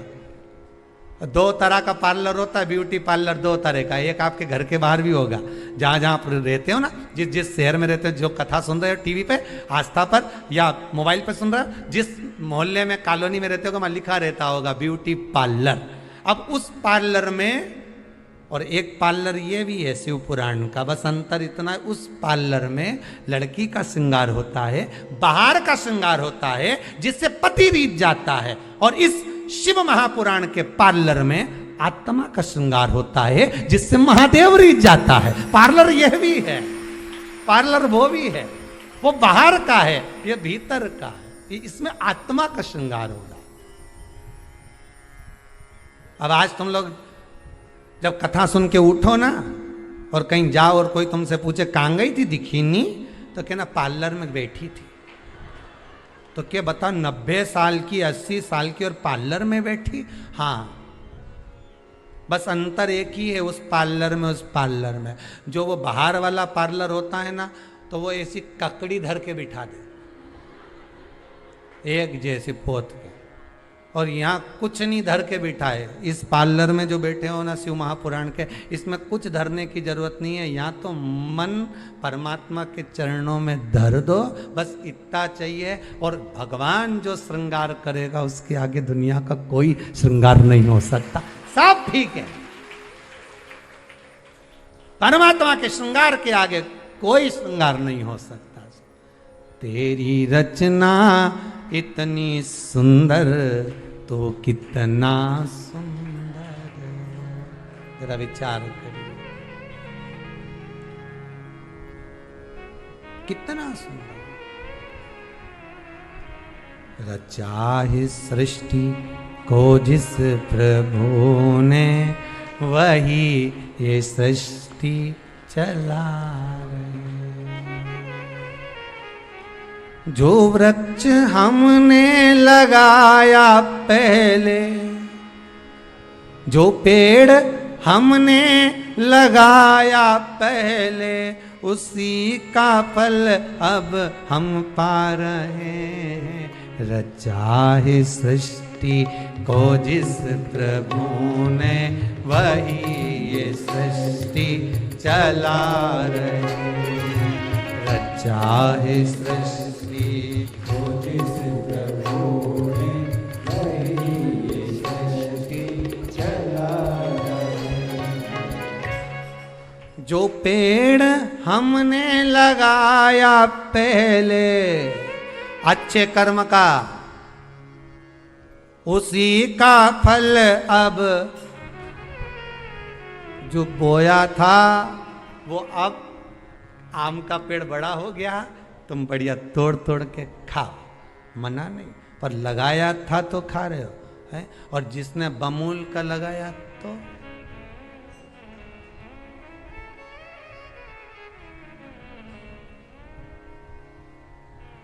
जो पेड़ हमने लगाया पहले और कांटा चुभ गया, उसी का फल अब हम पा रहे हैं। रचा है सृष्टि को जिस प्रभु ने, वही ये सृष्टि चला। ये उसी का कितना लेवल मिलाता, देखो तो सही। लोग कह रहे थे जनसंख्या बढ़ गई, जनसंख्या बढ़ गई। भगवान ने कहा चिंता मत करो, 2 लेहर में सब बराबर। काहे का टेंशन लेते हो? और अभी तो तीसरी की तैयारी चल रही है। तुम्हारा क्या विचार है रे? जितने कथा सुन रहे हो टीवी पर, विचार है आएगी? क्यों नहीं आएगी? क्योंकि शंकर जी की कथा लगातार चल रही है, नॉन स्टॉप, तो वो भी रुकी हुई है। भगवान भी इंतजार में बैठा है। वो उसके यहाँ का लेवल का मत देखो, वो तो कुछ भी कर सकता है। उसकी तो कंपनियां ऐसी जोरदार है, 2 मिनट में साफ, उसका कोई भरोसा नहीं दादा वो। और चिंता मत करना बिल्कुल भी, अगर कहीं तकलीफ आ भी जाए नहीं तो कह देना तो मुझे जाने नहीं है कहीं। शिव पुराण सुनी है पूरी 1 साल की, एक नहीं छोड़ी। महाराज बापड़ा बाज बाज के थकी गया, पर मेरा कान नहीं थकिया। पलंग पे सोच सोच एक नहीं छोड़ी हो। ए यमराज से कहते ना मारे पल्ले तो पड़ना मत ही, बिल्कुल। बगल में रही नहीं बिमला भाई, वे एक दिन की नहीं सुनी। मारी बत्तल की उकेले जा, मारे छोड़ी जा। तो यमराज से भी कहते ना नीट जाऊं जा। कथा सुनी मैंने, कहा जाऊंगे?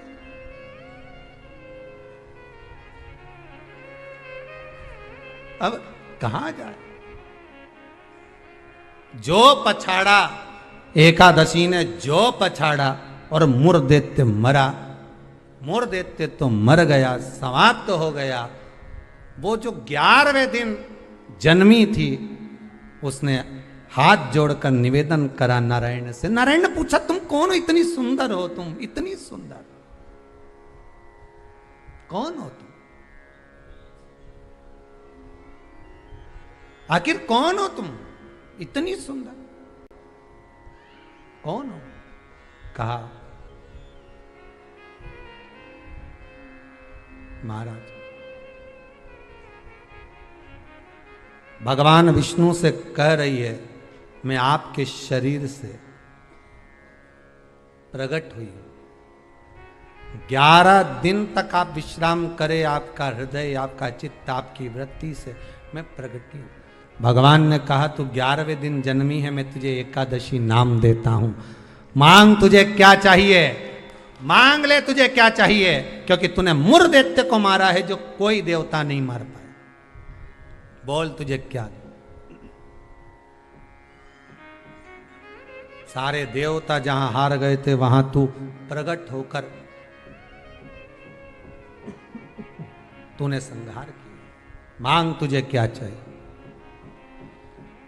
एकादशी ने भगवान विष्णु से कहा, नाथ प्रभु वर दे दो, मृत्यु लोक में जो मनुष्य मेरा व्रत करेगा, चाहे जलचर, थलचर, वायुचर या सांसारिक मनुष्य, मेरा अगर एकादशी का व्रत करेगा, प्रभु उसके यहाँ धन धान्य वैभव सुख संपदा बढ़ेगी और उस जीवात्मा को नरक नहीं भोगना पड़ेगा, सीधे वैकुंठ का उसको वास मिलेगा।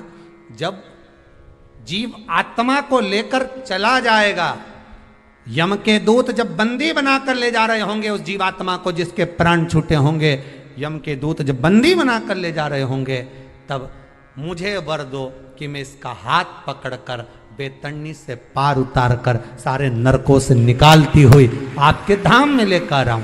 भगवान ने वर दे दिया, तथास्तु। हे एकादशी सुनो, मृत्यु लोक का मनुष्य अन्न का त्याग कर कर, क्योंकि अन्न में एकादशी के दिन पाप पुरुष रहता है, अन्न का त्याग कर कर एकादशी के दिन जो मनुष्य तुम्हारा व्रत धारण करेगा, उस व्रत को करेगा और उस व्रत को धारण करेगा, उसकी मनोकामना पूर्ण होकर वो मेरे ही धाम को जाएगा।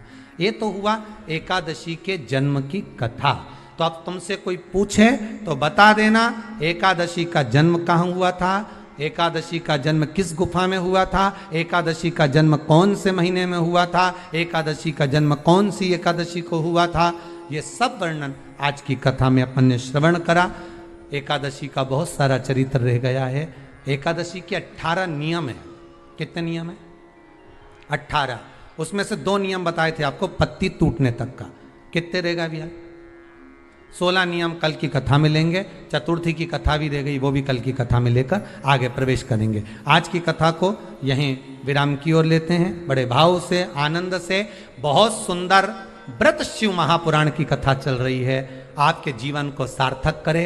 सबको प्रसाद के रूप में बांटो, घर घर फोन कर दो, सारे घरों में फोन लगा दो, मैसेज कर दो या कथा की लिंक भेज दो कि ये कथा आ रही है व्रत शिव महापुराण की, सुने बिगर मत रहना। मालूम पड़ेगा कि हम इतने साल से एकादशी कर रहे हैं, उसका जन्म कब हुआ है, क्यों आई वो, किसको मारा उसने, क्या कारण था कि अन्न नहीं खाते। ये सारा चरित्र सुनते सुनते कल कथा में और प्रवेश करेंगे। 16 नियम रह गए हैं, 18 में से 2 वर्णन करें।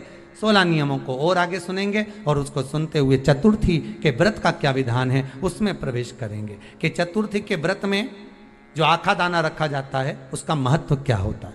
चतुर्थी के व्रत में जो कलश में पानी भरा जाता है उसका महत्व क्या होता है। चतुर्थी के व्रत में क्यों चूरमा बनाया जाता है, उसका नियम क्या होता है। तो उसका सारा व्याख्यान कल की कथा में लेंगे।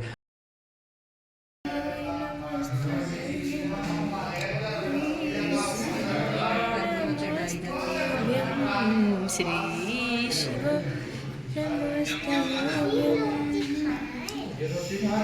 श्री शिवाय नमस्तुभ्यं श्री शिवाय नमस्तुभ्यं।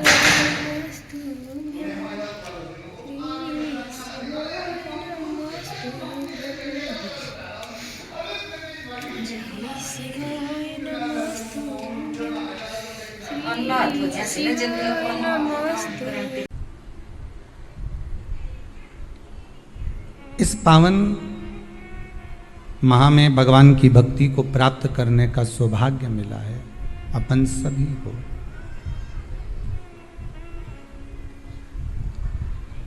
पहले भी कथा में कहा, आज फिर कहते हैं, भक्ति और मुक्ति ये दोनों राह अलग अलग है पर मिलने का स्थान एक है। राह दोनों की अलग अलग है पर मिलने का जो स्थान है वो एक है।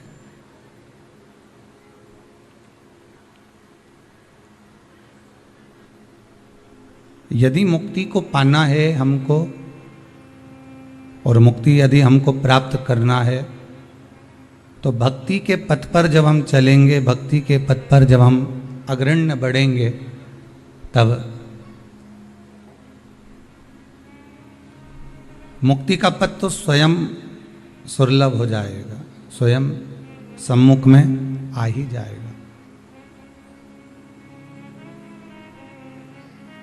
दुनिया के लोग मुक्ति पाने के लिए भक्ति का मार्ग नहीं पकड़ते,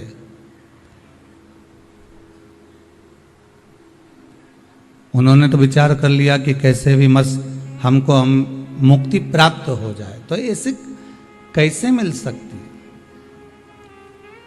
और अगर मुक्ति मिल भी गई तो मोक्ष नहीं मिलने वाला। शरीर अगर छूट भी गया, एक स्वरूप हमने बदल भी लिया, फिर कोई दूसरा स्वरूप मिल गया, दूसरे स्वरूप से फिर कोई तीसरा मिल गया, तीसरे से फिर कोई चौथा मिल गया।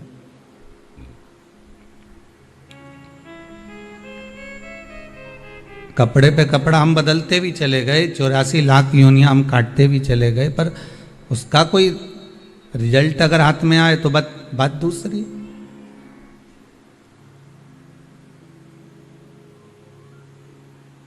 कितने बार हम जन्म लें और कितने बार अपनी मृत्यु के घाट पर उतर जाएं। पुनरपि जन्म पुनरपि मरणम,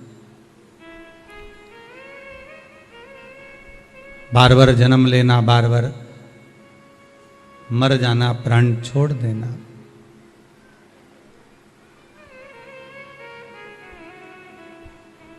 अगर संसार सागर में हम जन्म ले लिए हैं तो भगवान से प्रार्थना करना कि अब कुछ ऐसी कृपा हो जाए कि अब की जो जन्म मिला है, इस जन्म को पाने के बाद फिर हमें जन्म नहीं लेना पड़े, वापिस हम कोई जन्म ना लें।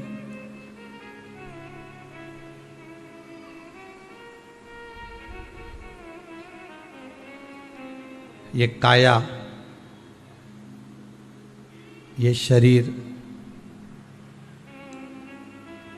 एक बार अगर मिल गया, फिर दूसरी बार फिर किसी योनि में, फिर किसी योनि में, फिर किसी योनि में, बदलते बदलते बदलते बदलते फिर मानव की देह। और मानव की देह अगर मिल भी गई, वहां तक पहुंच भी गए, हम नजदीक तक पहुंच भी गए, तो फिर हम उससे फिर वंचित रह गए, भगवान की भक्ति से। हम भगवान की भक्ति से फिर वंचित रह गए।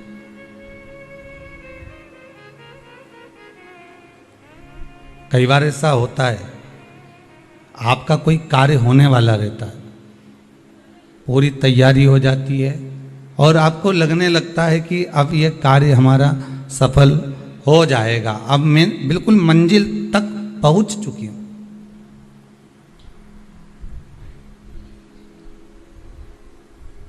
अब हम बिल्कुल मंजिल तक पहुंच गए हैं, बिल्कुल नजदीक तक पहुंच गए, और होने ही वाला रहता है, और मालूम पड़े वो लगी लगाई जो थाली है वो खसक जाती, किसी के और के हिस्से में पहुंच जाती।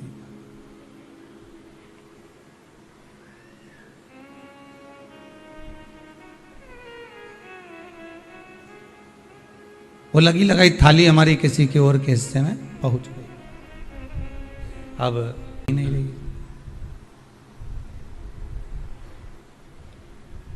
फिर पुनः प्रयास करा गया कि ये फिर प्राप्त हो जाए, फिर भी नहीं मिल रही, डिले कम करो। बारंबार हम प्रयास करते रहे, बारंबार हम पुकारते रहे, बारंबार हम बोलते गए, पर वो भोजन की थाली हमारे सम्मुख में नहीं आ पाई, हमें नहीं प्राप्त हुई। उसी तरह एक बार मानव का शरीर मिलने के बाद हमने कितने कितने प्रयास करे, अथक प्रयास बहुत किए गए कि फिर वापस मानव की देह मिल जाए। अब की बार मैं भजन नहीं कर पाया, अब की बार कर लूंगा, फिर मैं कर लूंगा, फिर मैं कर लूंगा, तो वो हमें प्राप्त नहीं हुआ।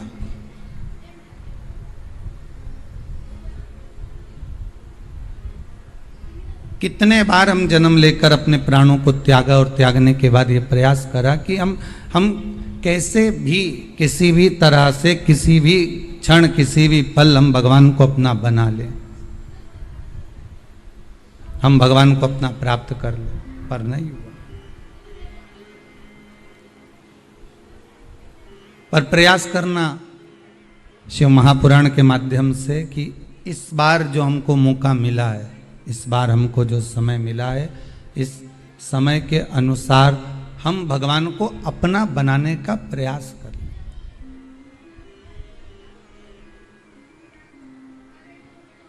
कितने जन्म, कितने मृत्यु, फिर जन्म, फिर मृत्यु, निकलते चले गए।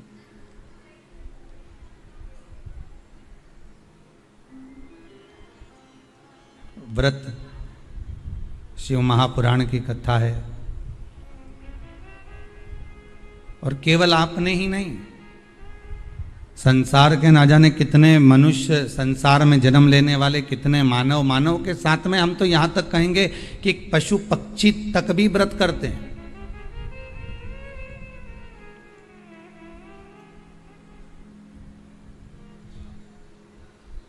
एक अगर पशु पक्षी है तो वो भी व्रत कर रहा है। एक मगर तालाब के किनारे पर रहता है, और जब तक वो भगवान का नाम नहीं ले लेता, जब तक वो भगवान का नाम नहीं सुन लेता किसी के मुख से, तब तक वो पानी तक नहीं पीता। मगर भी एक नियम ले लेता, मगर भी एक नियम धारण कर लेता। बाबा तेरी नौकरी सबसे बढ़िया है, सबसे बड़ी, दरवाजे की ये चाबी सबसे बढ़िया है, हमसे बड़ी। श्री शिवाय नमस्तुभ्यं, श्री शिवाय नमस्तुभ्यं, श्री शिवाय नमस्तुभ्यं, श्री शिवाय नमस्तुभ्यं। अब तालाब के किनारे पर बैठा है, एक कुंड के किनारे पर बैठा हुआ है, और उसको प्यास लग रही है, पर वो पानी नहीं पी रहा है, क्योंकि उसका एक नियम था कि मेरे कानों में भगवान का शब्द जाना चाहिए, तब मेरा जल पीना सार्थक होगा। कभी कभी आपके भी मन में विचार आना चाहिए कि आज मैंने जो भोजन किया है, मेरा भोजन करना तब सार्थक है जब तक मैं भगवान का 108 बार नाम ना ले लूं। केवल व्रत यही नहीं होता कि आप राजगिरे की आटे की पूड़ी खा लो, केवल व्रत यही नहीं रहता कि आप वेफर्स चिप्स खा लो, केवल व्रत यही नहीं रहता कि आप साबूदाना का पापड़ खा लो, या साबूदाना की खिचड़ी खा लो, या भगर खा लो, मोर धान खा लो। केवल व्रत ये नहीं है कि आपने केवल सीरा बनाया राजगिरे का और पा लिया, व्रत इसी को नहीं कहा गया। शिव महापुराण की कथा तो ये भी कहती है कि आप अपनी जिंदगी में अगर कोई एक नियम धारण कर रहे हो तो ये भी व्रत है।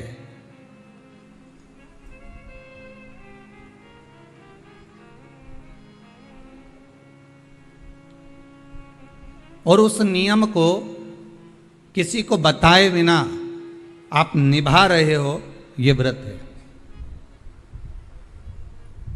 और अगर आप बात बात में थोड़ी सी देर में लड़ाई कर कर, झगड़ा कर कर कोई संकल्प ले लो कि मैं तो अब तेरे यहाँ आऊंगा ही नहीं, तो इसको नियम नहीं कहेंगे, इसको व्रत नहीं कहेंगे। ये तो आपने झगड़े में कह दिया है, मैं तो यहाँ पाँव नहीं रखूंगा, मैं तो तेरे घर पहुंचूंगा ही नहीं, मैं तो ये नहीं करूंगा, मैं तो वो नहीं करूंगी। तो इसको व्रत नहीं कहा गया, इसको तो आपने अपना अहंकार सामने प्रकट किया।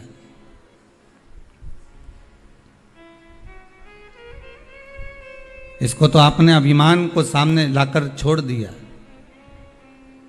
जरा सा झगड़ा हुआ, जरा सा विवाद हुआ, मैं तो इसका मुंह ही नहीं देखूंगी, अब तुम उससे मिलना मती और मैं तेरा मुंह नहीं देखूंगी। अब तुमने तो कह दिया मुंह नहीं देखूंगी, अब तुमने सोचा कि मैंने तो नियम ले लिया या मैंने व्रत धारण कर लिया, इसको व्रत नहीं कहेंगे। ये तो तुम्हारा अहंकार, तुम्हारा अभिमान, तुम्हारी अभिमत्ता और तुम्हारा अहम जब सामने आता है तो बात बात में ये संकल्प ले लिया जाता है कि अब मैं ऐसा नहीं करूंगा, अब मैं ये नहीं करूंगी, अब मैं ये धारण कर लेती हूँ, मैं तो बिल्कुल हो नहीं दूंगी। तो ये एक नियम जो तुम बना रहे हो, ये कोई व्रत नहीं है, ये कोई नियम नहीं है, ये तुम्हारे द्वारा तुम्हारा अभिमान, तुम्हारे द्वारा तुम्हारा अहंकार, तुम्हारे द्वारा तुम्हारी अभिमत्ता, ये तुम्हारे सामने प्रकट हो रही।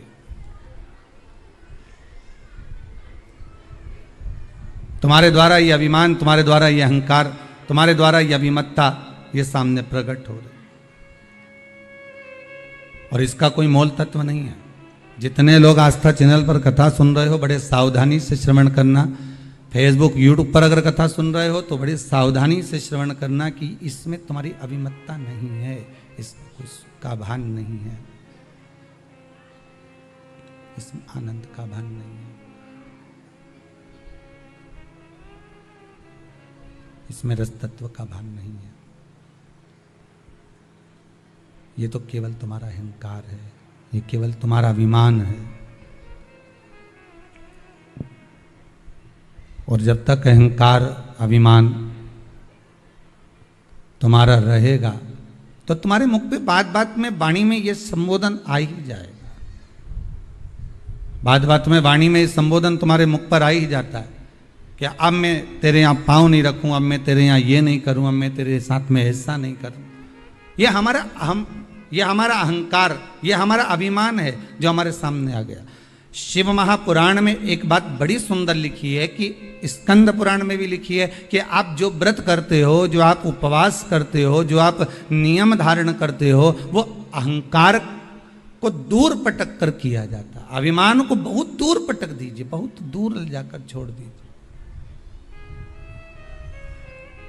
जब अहंकार अभिमान आपका दूर ले जाकर छोड़ दोगे, अहंकार अभिमान आपका जब दूर चले जाएगा और उस अहंकार अभिमान को छोड़ने के बाद जब आप भगवत भक्ति में डूबोगे तब एक आनंद दूसरा ही हमें प्राप्त हो जाएगा। कितना सुंदर लिखा रहता है, एकादशी का जब हम व्रत करते हैं तो शिव महापुराण की कथा में, व्रत शिव महापुराण की कथा जो हम श्रवण कर रहे हैं, स्कंद पुराण, पद्म पुराण, नारद पुराण, कुर्म पुराण, इन पुराणों में जब हम ग्रहण करते हैं, ज्ञात करते हैं तो हमको मालूम पड़ता है कि व्रत करने से पहले, हमारे एक दिन पहले भी हमारा सोच, हमारी वृत्ति, हमारा मन, हमारी दृष्टता, हमारी चित्तवृत्ति जो भी है, हमारी दृष्टि जो भी है, वो शुद्ध होना चाहिए।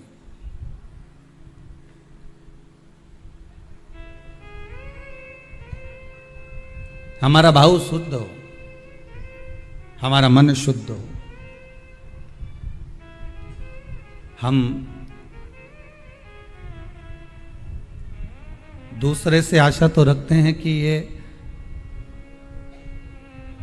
हमको प्रेम से बात करे, हम दूसरे से आशा रख रहे हैं कि हमसे प्रेम से बात करे, हम दूसरे से आशा रख रहे हैं कि ये हमारे से स्नेह से बोले, हमारे से मीठी वाणी का प्रयोग करे। पर पहले अपने भीतर झांक कर देखो कि आप उससे कैसी बात कर रहे हैं।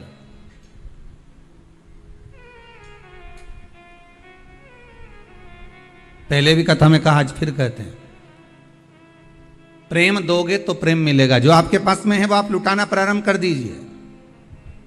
आपके भीतर अगर अहंकार है तो आप अहंकार लुटाना प्रारंभ कर दीजिए। आपके भीतर अगर कपट है तो आप कपट लुटाना प्रारंभ कर दीजिए। सामने वाला स्वयं कपटी हो जाएगा।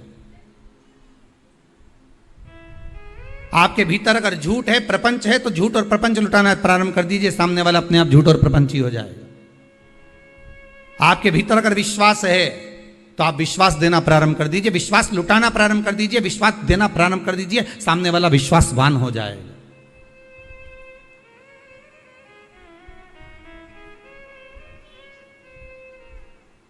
सामने वाला स्वयं विश्वासवान हो जाएगा। आपके भीतर अगर भजन है तो आप भजन देना प्रारंभ करो, सामने वाला खुद भजन गाने बैठ जाएगा। हमने कई माताओं को देखा है, जब तीज त्योहार आता है ना, तो एक माता भजन गाने बैठती है, ढोलक लेके जो पीटना चालू करे, मंजीरा बजाने वाली भी नहीं होना तो दूसरी आके बैठ जाती, मंजीरा उठा ले बजाने लगते। उसको बजाना भी नहीं आता, फिर भी वो आकर बैठ जाती। बैठे बैठे वो ताली बजाएगी, तीसरी फिर आ जाएगी, वो बैठे बैठे ताली बजाएगी, भजन गाएगी। एक गाने बैठी थी, देखते देखते 8, 10, 15, 20 इकट्ठी हो गई। अर्थात आपने भजन दिया है, आपने भजन दिया तो भजन मिल रहा है, आपने प्रेम दिया तो प्रेम मिल रहा है, आपने करुणा दी है तो करुणा मिल रही है, आपने वात्सल्यता दी है तो वात्सल्यता प्राप्त हो रही है। भगवान कृष्ण की माता जी का नाम यशोदा रानी, यश ददाती इति यशोदा, जो दूसरे को यश प्रदान करती है वही यशोदा है। अब आपने तो नाम रख लिया यशोदा और मालूम पड़े दूसरे को दे रही अपयश। यश तो कभी दिया ही नहीं। बहू ने भोजन बनाया, थोड़ी सी सब्जी बेकार बन गई तो तुरंत सास ने कह दिया, पति ने कहा आज तो भोजन अच्छा नहीं बना, इसमें दाल में नमक कम रह गया, मिर्ची ऐसी डल गई, तो तुरंत सास ने कह दिया मैंने नहीं बनाई है, बहू ने बनाई है। मतलब आपने अपयश बहू को दिया है तो एक दिन बहू भी तो अपयश आपको देगी। आप जो लुटा रहे हो, आप अगर कह देती कि दाल मैंने बनाई है और दाल बिगड़ गई होगी, अब शरीर से बनता नहीं है, पाँव में इतना दर्द रहता है ना, तो उसके कारण बस हो सकता है नमक कम डाला हो, ध्यान नहीं रहा हो, मेरी चित्तवृत्ति में नहीं गया हो, मिर्ची ज़्यादा डल गई हो, कुछ हो गया हो, तो सब्जी मेरे हाथ से बिगड़ गई। बहू ने बनाई थी, बिगाड़ी उसने थी, पर आपने उसको यश दे दिया और अपयश अपने माथे पर ले लिया। तो एक दिन बहू भी यही करेगी कि स्वयं यश प्रदान करेगी और अपयश अपने माथे पर लेगी। पर हमारी आदत ये रहती है कि अच्छा करा तो मैंने करा और बुरा करा तो वो बेहरू सिंह ने करा। हमने तो तुरंत कर दिया, अच्छा हम कर रहे हैं, बुरा वो कर रहा। अब इसमें प्राप्ति कहां है?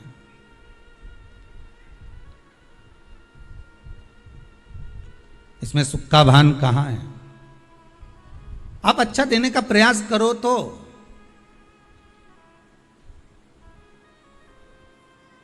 जो साड़ी कोई नहीं पहने, ना बहू पहने, ना बेटी पहने, ना कोई पहने, जब वो साड़ी बहुत दिन की रखी रही और वो साड़ी कोई नहीं पहने, तब तुमने उठाकर उसको भागवत जी पे चढ़ा दी और आशा क्या रख रही हो कि भागवत मैया ऐसी कृपा करजे हमारी झोली खुशी से भर दीजिए। भागवत मैया सोचे बता कजन कहाँ की कितने साल पुरानी साड़ी इधर उधर से घूम फिर के तेरे पास आई और तूने मेरे को ला के चढ़ा दी और आशा रख रही है कि भागवत मैया मेरी झोली खुशियों से भर दे। तो भागवत जी बोली कि मैंने तुझसे कहा था कि तू मुझे साड़ी चढ़ा। कभी भागवत महारानी बोलने आई तुमसे? कभी भागवत महारानी ये कहने आई कि मेरे को साड़ी चढ़ा, कि मुझे आभूषण चढ़ा, कि मुझे रतन चढ़ा, कि मुझे माणिक चढ़ा, कि मुझे सोना चांदी चढ़ा? भागवत कभी नहीं कहने आई कि मुझे ये चढ़ाना। भागवत तो ये कहती है कि तुलसी का दल हो तो समर्पित कर दो, और वो भी नहीं है तो मेरे चरणों में आकर बैठ जाओ, नमन कर लो। जब आखिरी में कथा विराम होगी तो तुलसी का दल व्यास जी महाराज तुम्हारे हाथ में पकड़ा ही देगा। तो भागवत तो ये कहती है कि प्रेम का एक पत्ता भी दिया जाए, स्नेह का एक चावल भी दिया जाए तो भगवान स्वीकार कर लेता है। प्रेम और स्नेह से भगवान स्वीकृत करता है, प्रेम और स्नेह से भगवान बढ़ा लेता है। प्रेम स्नेह से रिटर्न बढ़ा थोड़ा सा। प्रेम का अगर भाव होगा, प्रेम अगर आपके पास में है तो आपको मिलेगा, और अगर प्रेम नहीं है तो मिलेगा। जो होगा आपके पास में वो दे दीजिए।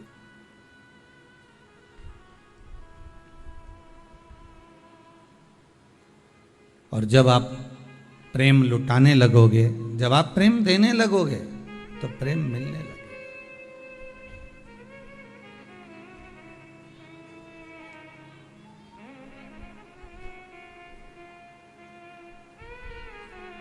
शिव बहुत सरल भाषा में समझ लीजिए, बहुत अच्छे से समझ लीजिए। शंकर भगवान ने अपनी जटा में गंगा जी को रखा और सारे विश्व के उद्धार के लिए, संसार के उद्धार के लिए शंकर भगवान ने वो गंगा पृथ्वी पर भेज दी। अब शिव जी ने आपको क्या दिया है? जम के बोलो, क्या दिए? जटा में से गंगा। आप शंकर जी को क्या दे रहे हो? जो पानी भरकर ले गए हो, लोटा भरकर ले गए हो, भले आपने उसमें गंगा का जल नहीं मिलाया, पर आप लोटा भरकर जल भरकर लेकर गए हो, शंकर को समर्पित करा, तो भाव तो आपका गंगा का ही है कि हम शिव जी को गंगा का जल समर्पित कर रहे हैं। भाव तो आपका वही है। आप भले ना दिए हो पर भाव आपका वही है। शिव ने गंगा दी, आपने शंकर को गंगा दी। रामेश्वरम जाकर करा क्या आपने? केवल गंगा का जल ही तो समर्पित करा है शिव। क्योंकि भोलेनाथ ने, विश्वनाथ ने, शंभू ने आपको प्रदान करा था, तो आपने उनको दिया है।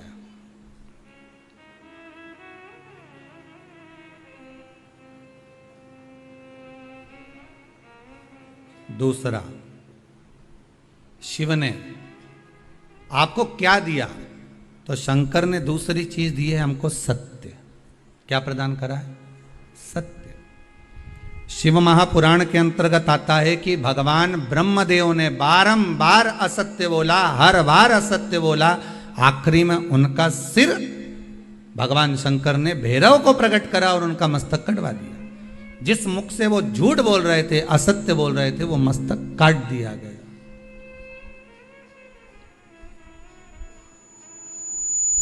वो मस्तक काट दिया गया जिससे वो असत्य बोल रहे थे, जिससे वो झूठ बोल रहे थे।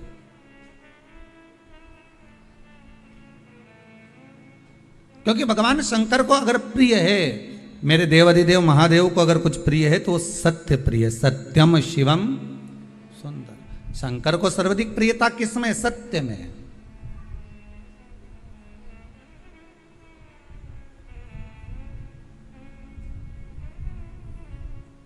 सतनाम कहो भोलेनाथ कहो, भोलेनाथ कहो, भोलेनाथ कहो। सत्य में शिव है और जहां शिव है वहां जीवन अपने आप सुंदर है। सत्य शिव ने दिया है। कब दिया? जब सती मैया राम जी की परीक्षा लेकर आई, और परीक्षा लेकर आने पर राम जी की परीक्षा लेकर जब भगवान शिव के पास पहुंची और शंकर भगवान ने पूछ लिया, क्यों सती तुम नीचे गई थी मृत्यु लोक में, तो मृत्यु लोक में जाने के बाद अपने राम जी जो घूम रहे थे उनकी परीक्षा ली, पर सती ने असत्य बोल दिया कि मैंने कोई परीक्षा नहीं ली। शंकर भगवान ने ध्यान लगा कर देखा कि सती मैया सीता जी का रूप रख कर गई हैं और राघव जी की परीक्षा ले रही हैं। तब शंकर भगवान का हृदय निचोड़ गया, शंकर भगवान का हृदय कचोट गया। शिव जी के नेत्रों से अश्रु का एक बूंद नीचे की ओर गिर गया। सती मां ने, माता सती ने शंकर भगवान के उसी अश्रु को अपने हस्त कमल में लिया। नाथ, ये अश्रु आपका है। सती, आप इस अश्रु की हकदार नहीं हो।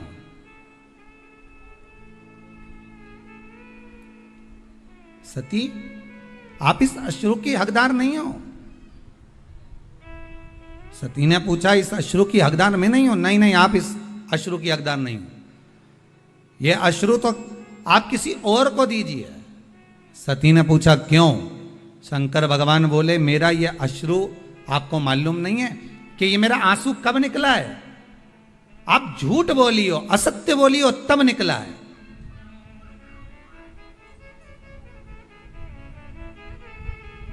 आपने असत्य कहा है, आपने झूठ कहा है, इसलिए मेरा अश्रु निकला है।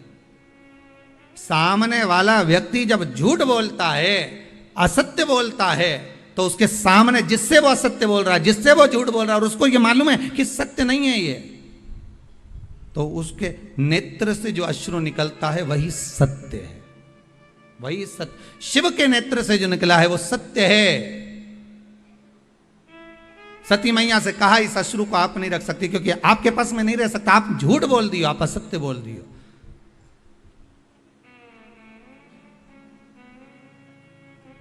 व्यक्ति तो आखिरी में बोलता है राम नाम सत्य है, बाकी का समय तो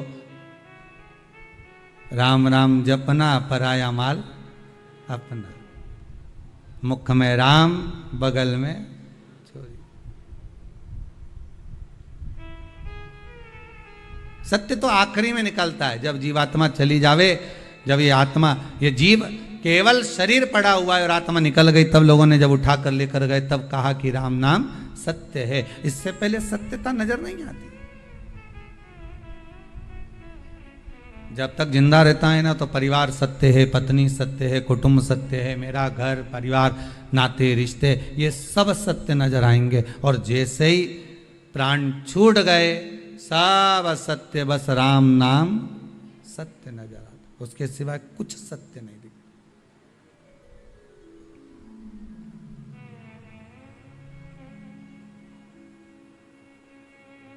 उसके सिवाय कोई सत्यता नहीं। लो सती,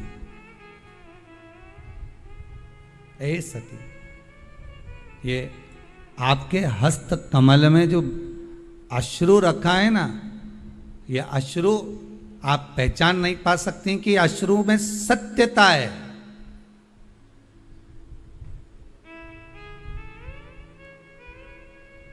इस अश्रु को आप जान नहीं पाओगी। किसी ने एक लाइन अच्छी गाई है, शायद किसी ने गाया होगी, कोई कलाकार ने, पर अच्छा था। हजारों तरह के ये होते हैं आंसू,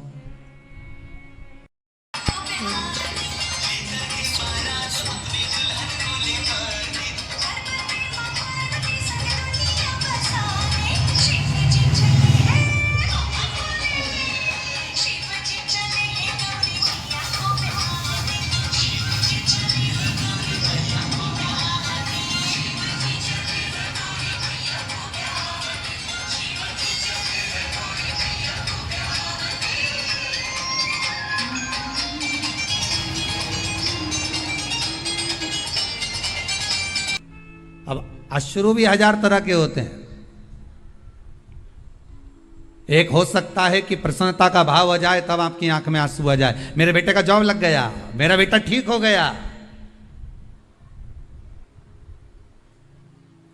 आज मेरा पुत्र ठीक हो गया। आज कोई माता आई थी, कह रही थी मेरा बेटा 5 साल से जो बीमार चल रहा था, बाबा की ऐसी कृपा हो गई, वो ठीक हो गया, वो श्रेष्ठ हो गया।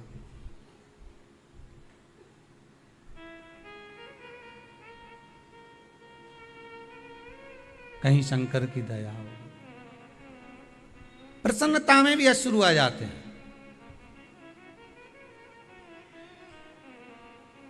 जिससे मिलने के लिए बहुत समय से तरस रहे हो, बहुत समय से जान रहे हो, अगर वही माता पिता कुटुंब कबीला जिससे स्नेहता है वो सम्मुख आ जाए तो भी आंसू आ जाते हैं। प्रेम है, करुणा है, वात्सल्यता, स्नेह।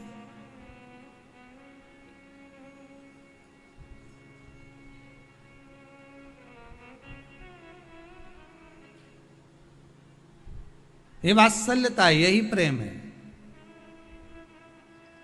सती अश्रु का मोल तुम नहीं जान सकोगे। अश्रु वापिस दे दीजिए हमको। सती मैया कहती है मैं अश्रु वापिस नहीं कर सकती आपको,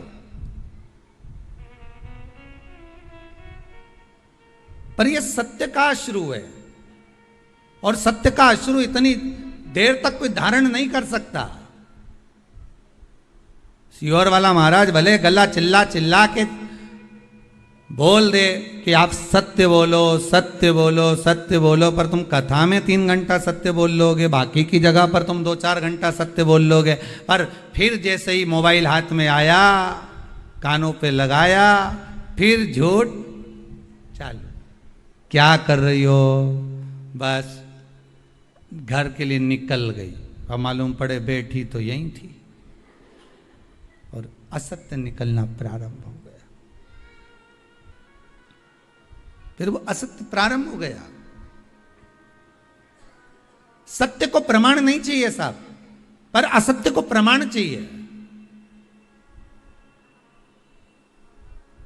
जो झूठ बोलने वाला होता है ना, वो बार बार कहता है लाओ प्रमाण दो, लाओ प्रूफ दो, अभी दो, अभी मैं चले जाऊं, अभी मैं बता दूं, अभी मैं ये कर दूं, लाओ प्रूफ दो।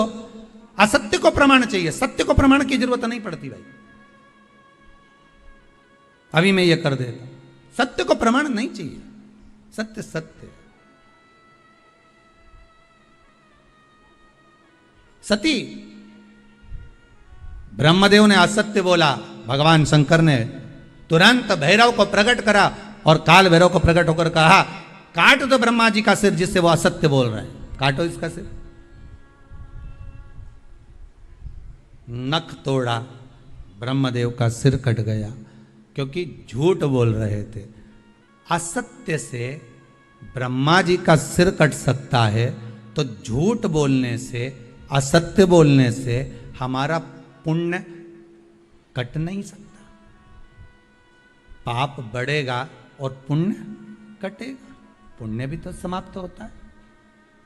हमने पहले कथा में कहा था, आज फिर कहते हैं, आप 24 घंटे सत्य मत बोलो, परंतु कम से कम दिन भर में 1 घंटा तो ऐसा बना लो कि मैं 1 घंटा सत्य बोलूंगी। पर वो 1 घंटा किसी को बताना मत कि मैं इसी घंटे में सत्य बोलूंगी, नहीं तो मालूम पड़े कहीं का आकर बहू पूछ ले, क्यों मम्मी सही बताना, मेरे प्रति क्या सोच रही बैठे बैठे, और सास ने जो सत्य बोल दिया तो हो गया कल्याण। वो बताना ही मत को कौन से घंटे में तुम सत्य बोलने वाली।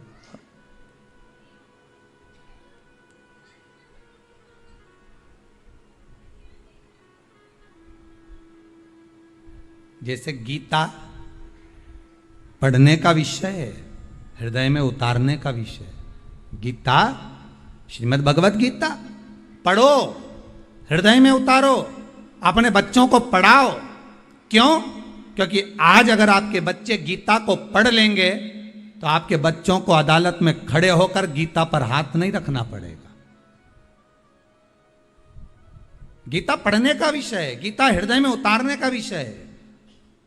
श्रीमद् भगवत गीता को अपनी चित्तवृत्ति में, अपने मन में अगर हमने उतार लिया तो हमारे घर के बच्चों को कभी अदालत में जाकर खड़े होकर गीता पर हाथ नहीं रखना पड़ेगा। अगर गीता का स्मरण करा है तो, श्रीमद् भगवत गीता का मनन चिंतन करा है तो।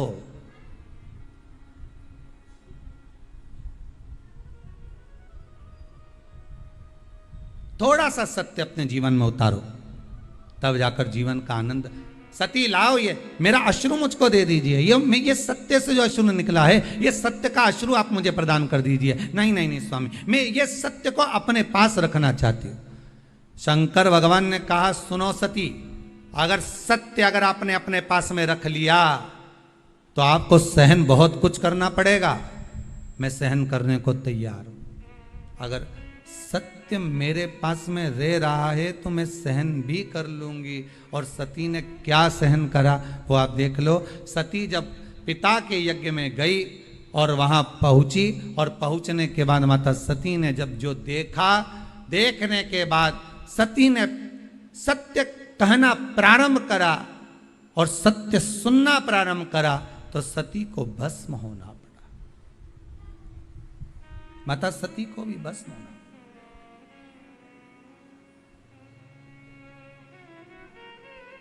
बड़ा कठिन है महाराज।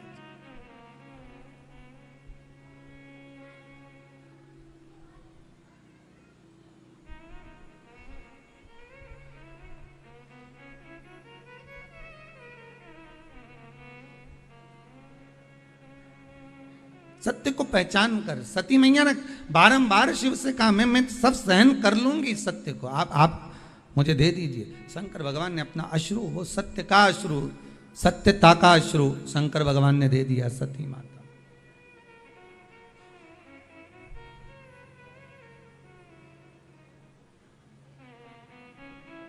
और सत्य जब माता सती के हृदय चित्त में समाहित हो गया, सत्य जब माता सती के हृदय चित्त में विराजमान हो गया, तब फिर सती शिव के चरणारविंद का स्मरण कर कर अपने प्राणों को त्याग दिए, भस्म हो गई।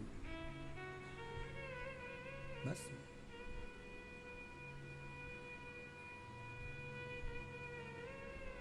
और वो सत्य के कारण ही मेरा शंकर, सती मैया हो, पार्वती मैया हो, जगत हो, संसार हो, सत्य के कारण ही मेरा शिव सबके हृदय में विराजमान है। कि आज अगर कृपालु जब दया करता है, करुणा करता है, उसके दरबार पर जाकर जब जीव करुणा करे, कृपा करे, दया करे, सागर, ये शिव ही कर सकता है, कोई दूसरा नहीं कर सकता। सत्य शिव को प्रिय, सत्य शिव को प्रिय। और जब शंकर भगवान को सत्य प्रिय है तो उस शिव को अगर कुछ देना है तो ब्रह्मदेव को सत्य ही देना था।